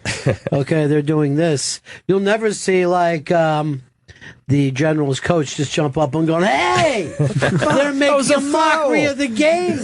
They're using 3 basketballs." That's the if you find that Simpsons clip, that's my favorite. Like they had Krusty the Clown bet on the Generals, and he's like, "Ref, he's using a ladder." I think they invented traveling in baseball and basketball and not being called for it, because like years ago you were like, yeah, but he traveled. He is a hell of a slam, but he traveled. And now that's what the NBA looks like, you know? To take like 4 steps. There was some video of, I forget which center it was. He took 8 steps and they didn't call anything. Well, first 8 he'll steps. pivot with both feet, then take off again. It just depends how fast you do it. Like Jordan could always take 4 steps, but then all these European guys just look so clunky when they're spinning around 4 times. Are you? Did you watch the finals? Yeah. I was a big. I loved the Golden State Warriors, and I kind of thought that was a good matchup for the league to have like one guy who's supposed to do everything, playing against a real team. And I thought Curry. I mean, I was a little. What do you think about the MVP thing? You know what? Because he played with the Sixers so long, I fucking yelled happily. Yes, all right! This is a small win for us! You know what I mean? But no, he was not the most valuable. I don't like when they try to make it. It's like, when somebody wins like the Cy Young, they try not to give him the MVP or whatever. Right. It's like, because I think only 6 players have won the regular season MVP and the finals MVP. And it's like, why didn't Michael Jordan win it every single time? Why didn't, and I remember like Bird, when they won the finals, like Cedric Maxwell won it one year, and it's just like, they're just trying to spread it around or what? Here's the thing. I don't think Curry played as good in the finals as we all expected. He didn't. It wasn't until the last couple games that he had, so he really didn't show up for the first three and a half games. There's no doubt that Andre was like he was that team that you're talking about. Here's a guy who didn't start all year, came into the finals, was just doing everything that was needed to do. Right. So they felt like, well, he played above his head rather than below his head. Yeah. But then, really, if you look at LeBron during that thing, I know we don't give it out to the losing team, but it's ridiculous. But if he's not playing, they get blown out by 30 points in 4 games. Who, LeBron? Yeah, if he's sitting on they would sit on the bench, they'd go on a 12-0 run. If he's not forget that he doesn't play. If he just has a subpar game, they lose by 20. Yeah. I mean, if he played his ass off, we're going into overtime. Right. Well, that's how hard it was. I just didn't like basically you're giving it to Iguodala because LeBron didn't win. So he was guarding him. So if LeBron won, he gets the MVP. And then I guess they figure because he didn't win, that was Iguodala's big contribution. It's funny that 11 guys voted on it and no one picked Curry. You would think that one dude would have said, well, what about Stephon? His daughter's cute. He shoots from the outside. Well, I think is that thing. If Thompson that guy some attention. If Thompson had a decent series at all, I think he would definitely have gotten it. But I think he was just kind of off, and Iguodala had enough big. I mean, Curry still out rebounded Iguodala, so it was like for the series. So I don't know. I think maybe there's some turmoil on the Cavs because I don't know. If you had one pick, who do you think is having sex with LeBron's mom? If there was one guy. It's an obvious choice, by the way. I don't know if you... I'm not playing the game. You're not going to play? No, I'm not playing the game. Who do you got? It's J.R. Smith. It's not even close. It's terrible. That's terrible. She likes the tattoos, the weird haircut, the Delonte West. Do you guys know what his yearbook quote was, J.R. Smith? No. It's get bitches or die trying. Did he really say that? That was his high school yearbook quote. Someone in Syracuse who claimed that when he was up there, they saw him getting oraled in a bar, standing at the bar. Oh, God. In a club atmosphere. Yeah. That's what, when you're living above the law in college, imagine once you get to the pros. Man can do no wrong. Well, I mean, some people look down at it, others say living the dream. I mean, he's following the quote. By the way, this is not, you wouldn't expect Paul to take that attitude. This is why any defense guy would want him on the jury. Oh, sure. Look, he went for it. What are you going to do? That's why Ari has me around. Yeah. When J.R. was on the Knicks and they were playing the Sixers one game, he got into trouble because some girl tweeted at him like, "Oh, can't wait to see you guys play." And then he messaged her, he's like, "You want the pipe?" Oh, God. Come on. Hey, you've got your stuff up on the Ed Bank today of the video that you shot with your buddies and you wrote yourself. Did you see it, Gail? It's super funny. It's really, really funny. Oh, thank you, man. And oddly professional.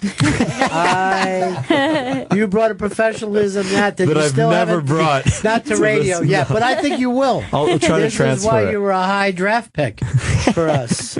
There's no sense of playing it on the air because there's a lot of visual stuff, but we'll tweet it out and put it out there. Thank you. But it's good stuff. Thanks it really so much. is. Who sent us the rap song? We'll send it over to the Interbank. A comic sent a rap song I'll have to find it and see if we got it here. Oh, is that already up? Yeah, Perry Strong. Perry Strong. Do you guys know Perry? I know that name. All right. There he is in front of the... Check it out. We'll play for a couple of minutes. In front of the cellar. Actors? Yeah, what's in comics, right? Comics become actor, it's a brain surgery. Comics ever become rappers? Ah. I think I could do it. Yeah, all That's right. good. I'd like to see that. Perry, watch. Okay.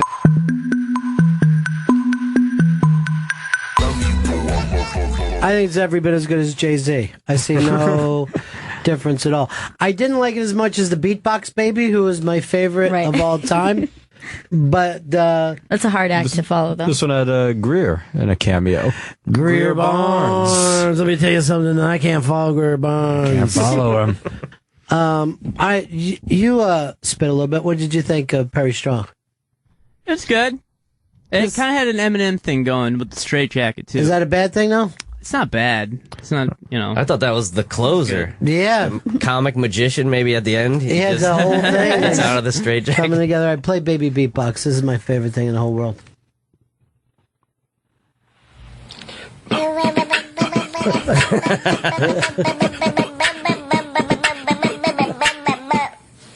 Oh, that's great. That's the best. Isn't that unbelievable? I That's guarantee I amazing. will watch that 15 more times today. Me too. That's the best music video I've ever seen. I'd like to try.